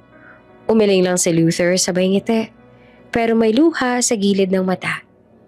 Kasi, ikaw ang pinili kong ipagtanggol. For once, gusto kong maging tama. Gusto kong ipaglaban yung totoo. Ikaw. Luther. Amara. Patuloy pa nito. Mahina ang boses pero buo ang loob. Noong pinili mong ipaglaban si Lola noon, kahit alam mong matatalo ka, doon ka lang naintindihan ko anong ibig sabihin ng pag-ibig na may dangal. Ikaw ang tinuligsa ko, pinahiya ko, sinaktan ko. Pero sa dulo, ikaw pa rin yung lumalaban ng marangal. Napakagat ng labi si Amara. Pilit niyang pinipigilan ng luha pero unti-unti na rin siyang nadadala. Hindi ko kailangan maging takang, nakaposas para gumaan ang loob ko. Mahina niya namang sabi. Tahimik si Luther. Tumingin lang siya sa sahig. Parang tinatanggap ang bawat isa. Alam ko, pero kailangan ko makita to. Aniya, kailangan kong maramdaman ang bigat ng ginawa ko. Para kapag bumangon ako ulit, alam ko na hindi na mauulit yung pagkakamali. Umiling si Amara. Hindi ko po kayang panoorin kang ganyan. Hindi ako gumagantay, Luther. Hindi ako judge. Ngumiti naman ito na mapait. Hindi mo naman kailangang maging korte. Ikaw na mismo ang hatol ko. Sa tabi lumapit si Alden at ang abogado ni Amara. Ma'am, can you sign an affidavit to drop the complaint? Kung wala kang kaso, pwede na siyang i-release. Tumango naman si Amara. Sige, ihanda ninyo. Habang sinusulat niya ang pangalan sa papel, nanginginig ang kamay niya. Naramdaman niya ang bigat ng bawat letra. Sa isip niya, hindi lang ito perma. Ito ay pagbitaw sa galit, sa sakit, sa lahat ng nangyari. Pagkatapos pumirma, nilapitan siya ni Luther. Tapos na, Luther. Pwede ka na umuwi. Mahinahon niyang sabi, pero umiwas naman ang tingin si Luther. No? Napakunot ang noon niya. Ano? No. Ulit pa ni Luther. Let me finish what I started. This pain is mine. Hindi ako tatakbo sa responsibilidad. Hindi ako aalis hanggat hindi ko nararamdaman kung gaano kasakit maging ikaw. Hindi mo kailangang pahirapan ang sarili mo. Pero kailangan ko. Lumapit siya ng bahagya, halos magkadikit na sila ng mukha. Amara, kung aalis ako ngayon, parang wala nang lahat. Gusto ko managot. Gusto kong maranasan ang bigat ng mga salitang sinasabi ko noon sa'yo. Yung mga planong hinayaan kitang masira para lang mailigtas ang sarili kong pangalan. Huminga ng malalim si Amara. Pilit na pinipigilan ang luha. Hindi ko alam kung matatawag pa ba tong kabayanihan o kabaliwan. Ngumiti naman si Luther na mahina. Siguro pareho. Pero kung ito ang tanging paraan para mapatawad ko ang sarili ko, hayaan mong gawin ko. Tahimik silang dalawa. Sa labas, maririnig ang ulan na nagsisimula na namang bubuhos. Tumingin si Aiden kay Amara. Marahang bumulong. Let's go. Wala na tayong magagawa kung yan ang gusto niya. Ngunit nananatili lang siya roon. Tiningnan ni Luther ang lalaking minsang sinira siya. Pero ngayon, kusang bumababa para ayusin ang gulo. Luther, tawag niya bago umalis. Ano man ang gawin mo, sana sa dulo, piliin mong patawarin din ang sarili mo. Napangiti ito ng mahina, halos pabulong. Maybe, someday, paglabas si Amara ng presinto, agad siyang sinalubong ng mga kamera, reporters at flash ng ilaw. Hindi siya nagsalita kahit isang salita. Sumakay lang siya sa kotse ni Aiden. Tahimik habang sa salamin ng bintana ay natanaw pa niya si Luther sa loob. Nakayuko pero mukhang payapa. Sa isip niya paulit-ulit lang ang isang linya. Minsan, ang taong sinaktan ka, siya rin ang pipiliin mong iligtas. Kasi doon mo makikita kung gaano ka nakalaya. Kinabukasan, kumalat sa social media ang video ni Amara na pumirma ng affidavit. Headline, Amara Reyes drops case, says forgiveness is strength, not weakness. Tahimik ang kulungan. Ang amoy ng bakal, ang tunog ng mga yabag ng gwardya at ang mahinang ugong ng bentalador ay bumabalot sa maliit na espasyo ni Luther. Nakatungo siya. Hawak ang maliit na Bible na binigay ng jail officer. Walang bisita buong linggo hanggang ngayon. Visitor! Sigaw ng gwardya. Nang itinaas si Luther ang ulo, halos hindi siya makahinga. Si Amara nakatayo sa kabilang dulo ng hallway. May daladalang paper bag, jacket at isang sobre. Tahimik siyang naglakad papasok. Pag-upo niya sa magkabilang panig ng salamin, dahan-dahan siyang umiti. "Ang payat mo," sabi ni Amara, pilit na may lambing. Napangiti naman si Luther. "Masarap pala magutom minsan. Doon mo malalaman kung sino talaga ang kailangan mo." "Bakit ka pa pumunta?" Tanong niya na pilit pinapagaan ang loob. "Dahil kahit nasaktan ako," sagot ni Amara. "Hindi ko kayang hayaang mabulok ka sa guilt. Lahat naman tayo may karapatang magsimulang muli. Kahit ikaw." Tahimik, walang hangin, walang ingay. Para bang sa loob ng maliit na kwarto na iyon, natigil ang oras.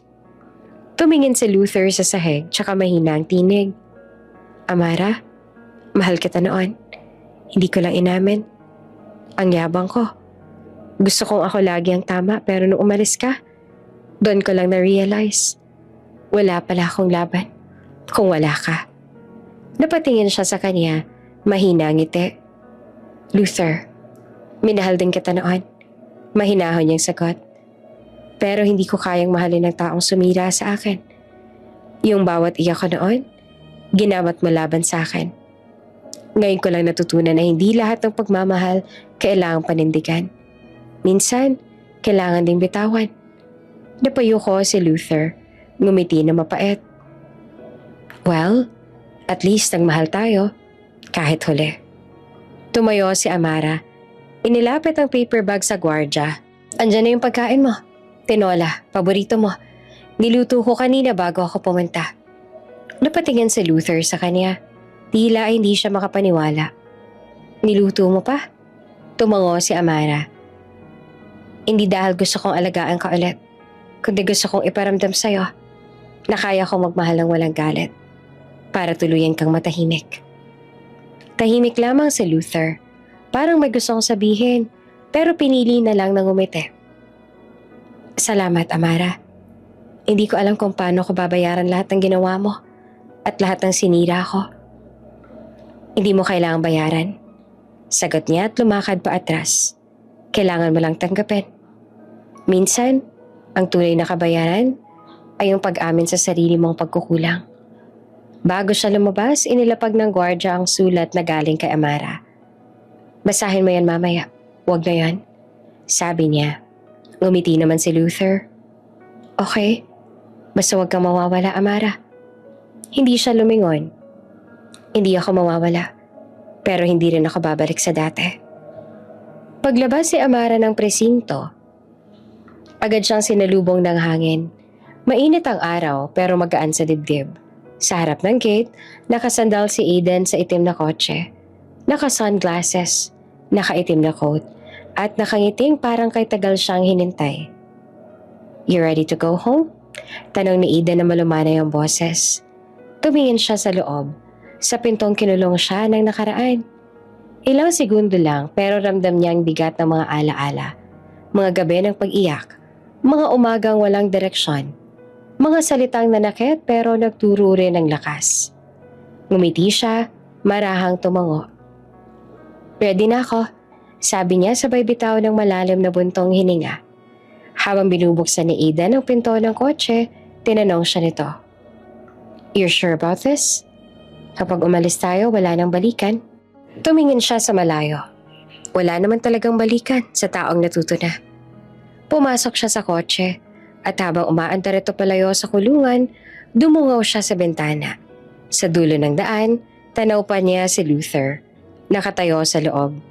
Nakatingin sa langit. Hawak ang sulat. Sa loob ng selda, binuksan ni Luther ang sobre. Isang simpleng papel lang. Sulat kamay ni Amara. Luther, minsan ako nang nasaktan. Ngayon ikaw naman ang tinuruan. Pero pareho tayo natutong magmahal sa maling paraan. Kapag lumaya ka na, gawin mong tama. Amara. Napangiti siya, luhaan. Salamat, bulong niya. Kahit sa dulo, ikaw pa rin ang nagturo sa akin kung anong totoong lakas. Sa labas habang binabaybay ni Amara ang highway, marahan niyang ipinikit ang mga mata. Hindi na siya umiiyak, wala na rin siyang galit. Ang puso niyang dati sugatan ngayon ay kalmado. Goodbye, Luther. Bulong niya sa hangin. Thank you for teaching me how to let go. Muling umaplos ang balat ni Amara ng hangin sa kabundukan. Ang simoy ng damo, ang amoy ng lupa pagkatapos ng ulan. Lahat pamilyar. Pero iba na ang pakiramdam. Hindi na siyang babaeng lumuhod noon sa sakit. Siya na ngayon ang babaeng marunong tumindig kahit na mag-isa. Bitbit lang niya ang maliit na bag, suot ang simpleng puting damit at tsinelas.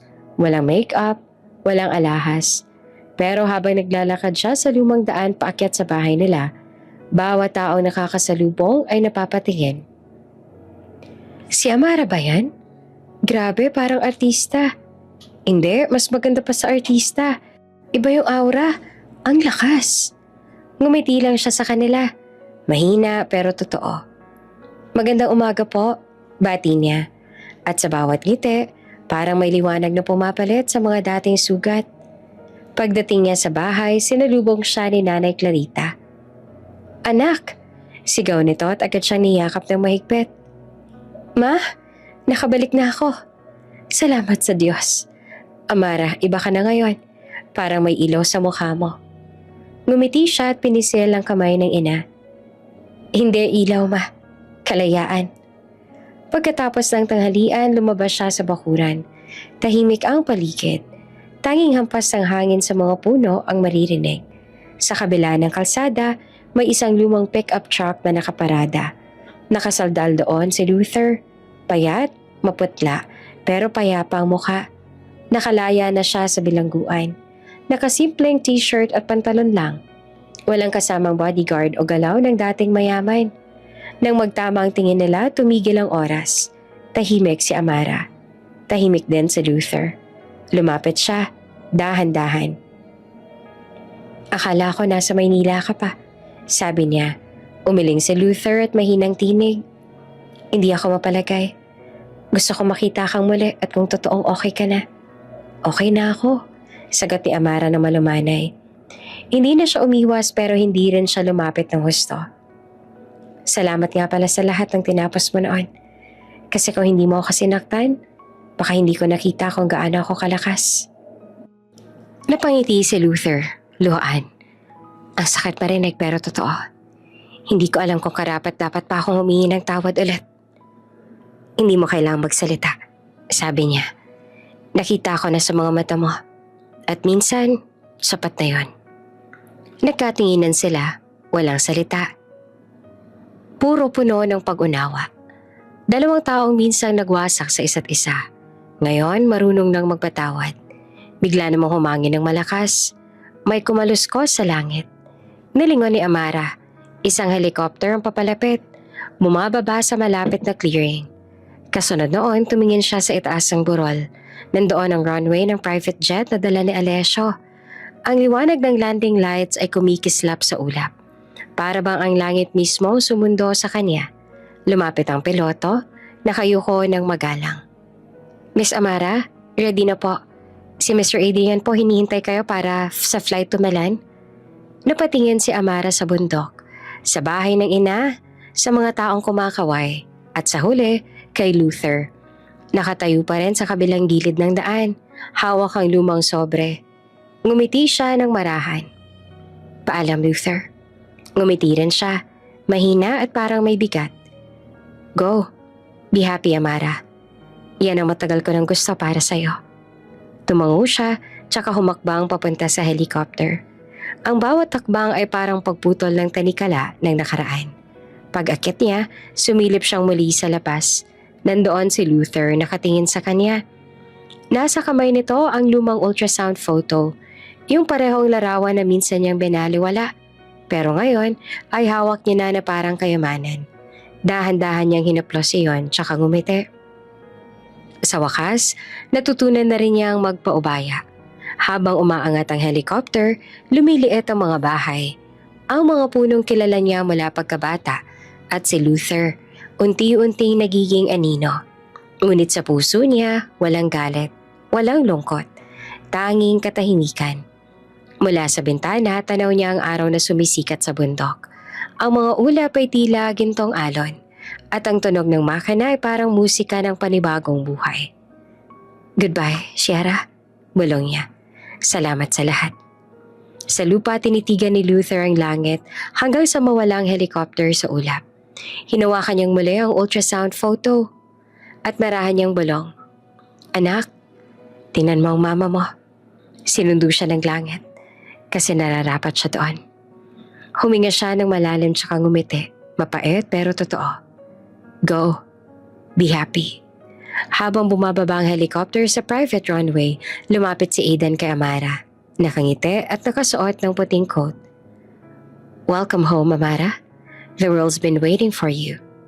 Ngumiti siya, tumingin sa kalangitan. Hindi na siya ang babaeng iniwan sa ulan. Siya na ngayon ang babaeng sinundo ng langit. Tahimik ang bahay ni Luther. Wala nang sigawan, wala nang galit. Isang lumang upuan, ilang papeles at ang lumang ultrasound photo na laging nasa mesa. Araw-araw niyang tinititigan, hindi para magdalamhati kundi para magpaalala. Ito ang buhay na sinira ko at ito rin ang dahilan kung bakit ako muling tatayo. Pagkatapos ng kaso at pagkabilanggo, hindi na siya bumalik sa malaking kumpanya. Ibinenta niya ang mga shares niya. Ibinigay ang bahagi sa mga empleyadong nawalan ng trabaho nung bumagsak ang negosyo. Sabi ng mga tao, sayang daw. Pero para kay Luther, iyon ang unang beses na may ginawa siyang tama. Lumipat siya sa probinsya, sa maliit na bayan sa paanan ng bundok. Doon nagtayo siya ng maliit na klinika, hindi para yumaman kundi para makabawi. Tinulungan siya ng dating nurse si Lola. Sila na lang dalawang nagpapatakbo. Libre ang check-up para sa mga bata, lalo na yung mga walang pambayad. Araw-araw may batang kumakatok. Doc Luther, may sugat po ako. Ngumiti naman siya. Sige, pasok, tingnan natin. Sa bawat tawa ng bata, sa bawat yakap ng mga magulang na nagpapasalamat, unti-unti siyang gumagaling. Hindi niya kailanman inakalang ganito pala ang kapayapaan. Yung walang kamera, walang pangalan, walang kayabangan. Minsan umupo siya sa harap ng maliit na chapel malapit sa ilog. Doon siya madalas na nagdarasal, bitbit ang pangalan ni Amara at ng anak nila. Kung nasan man kayo, bulong niya, salamat sa mga sugat. Dahil sa sakit, natutunan kong magmahal ng totoo. Isang araw habang nagsasara siya ng klinik, may batang babae na dumating. Marumi ang damit, nanginginig. Dok, gutom na po ako. Mahina nitong sabi. Dinala niya sa loob. Pinakain ng tinapay, binigyan ng gatas. Pagkatapos ay tinanong niya, may magulang ka ba? Umiling ang bata. Doon niya naramdaman ang kirot. Parang bumalik lahat ng alaala. Hindi na siya nagsalita. Inayos niya ang kumot ng bata at tinaplos ang ulo nito. Dito ka muna ha, safe ka rito. Mula noon ay naging parang ama siya sa mga batang inabandona. Tinulungan niya silang mag-aral. Ginawang inspirasyon ng pangalan ni Amara sa maliit na reading center sa tabi ng klinik. Sa pintuan may nakasulat, Project Little Star, for every child who deserves love. Walang nakakaalam kung bakit iyon ang pangalan. Pero bawat gabi, tinitingnan niya ang langit. Hawak pa rin ang lumang ultrasound photo. Para sa'yo to anak, bulong niya. At para sa nanay mo, na tinuruan ako maging tao. Dumating ang gabi ng bagyo, malakas ang hangin. Bumaha ang paligid. Nasa labas siya, niligtas sa mga bata sa lumulubog na bahay. Dok, delikado! Sigaw ng mga tao pero hindi siya tumigil. May batang umiiyak sa loob ng bahay at nang marinig niya yon, agad siyang pumasok. Paglabas niya ay basang-basa, bitbit ang bata sa braso, nanginginig. Nang maramdaman niyang ligtas na ang lahat, saka siya napaupo sa gilid ng kalsada. Luther, ayos ka lang? Tanong ng nurse. Ngumiti siya kahit pagod. Ngayon lang ulit ako nakaramdam ng buhay. Ilang araw matapos ang bagyo, nakatanggap siya ng sulat mula sa isang foundation. Dear Dr. Villarreal, we heard your efforts in saving the children. We'd like to partner with you under the Little Star Foundation. Sa ilalim ng liham, may perma. A. Reyes. Natigilan si Luther. Hawak niya ang papel. Nanginginig ang kamay. Tumingin siya sa langit at may ngiting mapait pero puno ng pasasalamat. Ginawa mo nga, Amara.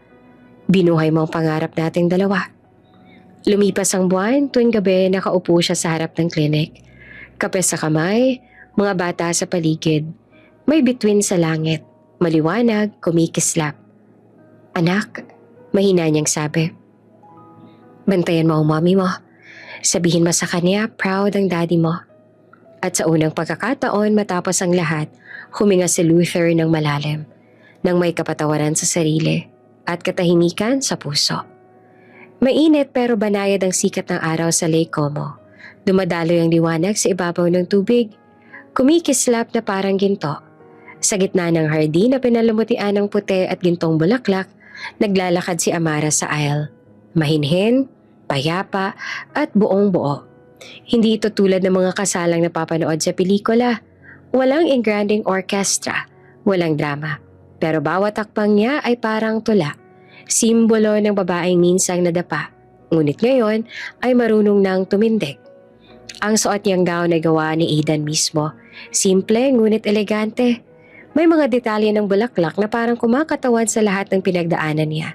Sa dulo ng aisle nakatayo si Aidan. Tahimik pero halatang emosyonal. Hindi siya lalaki nagsalita ng sobra, pero ang mga mata niya ay puno ng respeto at paggalang. Paglapit ni Amara, bahagya siyang ngumiti. I'm nervous. Mahina niyang bulong.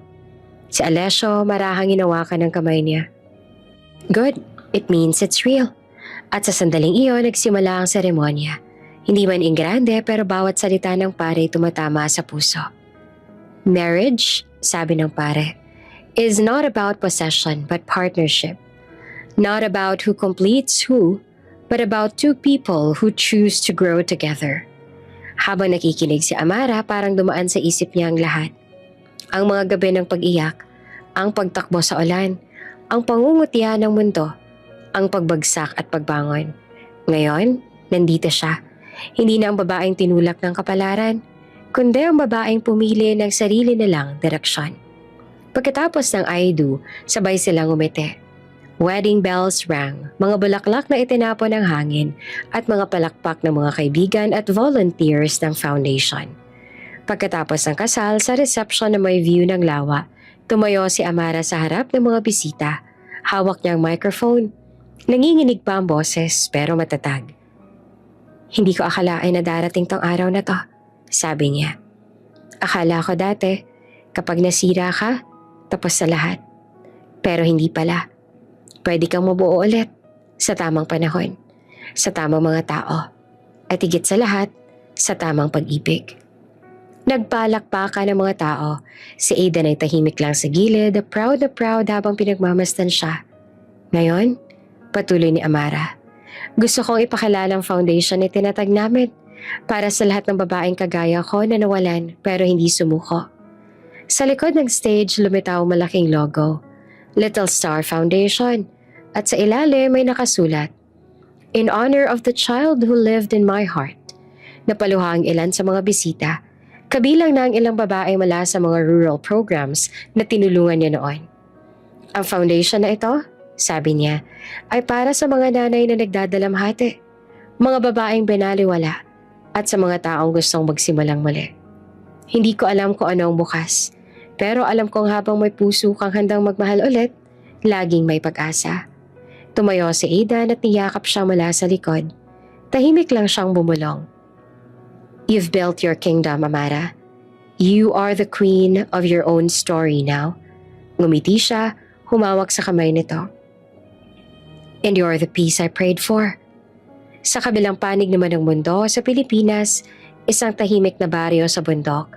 Sa maliit na klinika sa Luther ay nakaupo sa sahig kasama ang mga bata. May hawak siyang storybook habang ang mga bata ay nakikinig. Tawa ng tawa sa bawat eksena. Matapos ang kwento, tumingin siya sa langit. Sa ibabaw ng mesa may lumang ultrasound picture na naka-frame. Anak, sana masaya na ang mommy mo. Kasi ako, masaya na ako ngayon. Salamat sa inyong dalawa. Nakangiti siya pero may luha. Hindi na iyon luha ng pagsisisi, kundi ng katahimikan. Natanggap niya na ang lahat. Wala na siyang hinanakit, wala na rin kung sana. Ang natira na lamang ay pasasalamat sa pagkakataong minahal niya si Amara kahit saglit. At sa aral na iniwan nito sa kanya. Lumapit ang batang pasyente at hinilang damit niya. Dok, laro po tayo ulit. Ngumiti siya at pinunasan ng bata. Sige po, pero this time, ikaw ang mananalo. At sa likod ng klinika, habang pinapanood ang paglubog ng araw na patingin ulit siya sa langit. Doon sa kalayuan parang may kumikislap na liwanag sa himpapawid.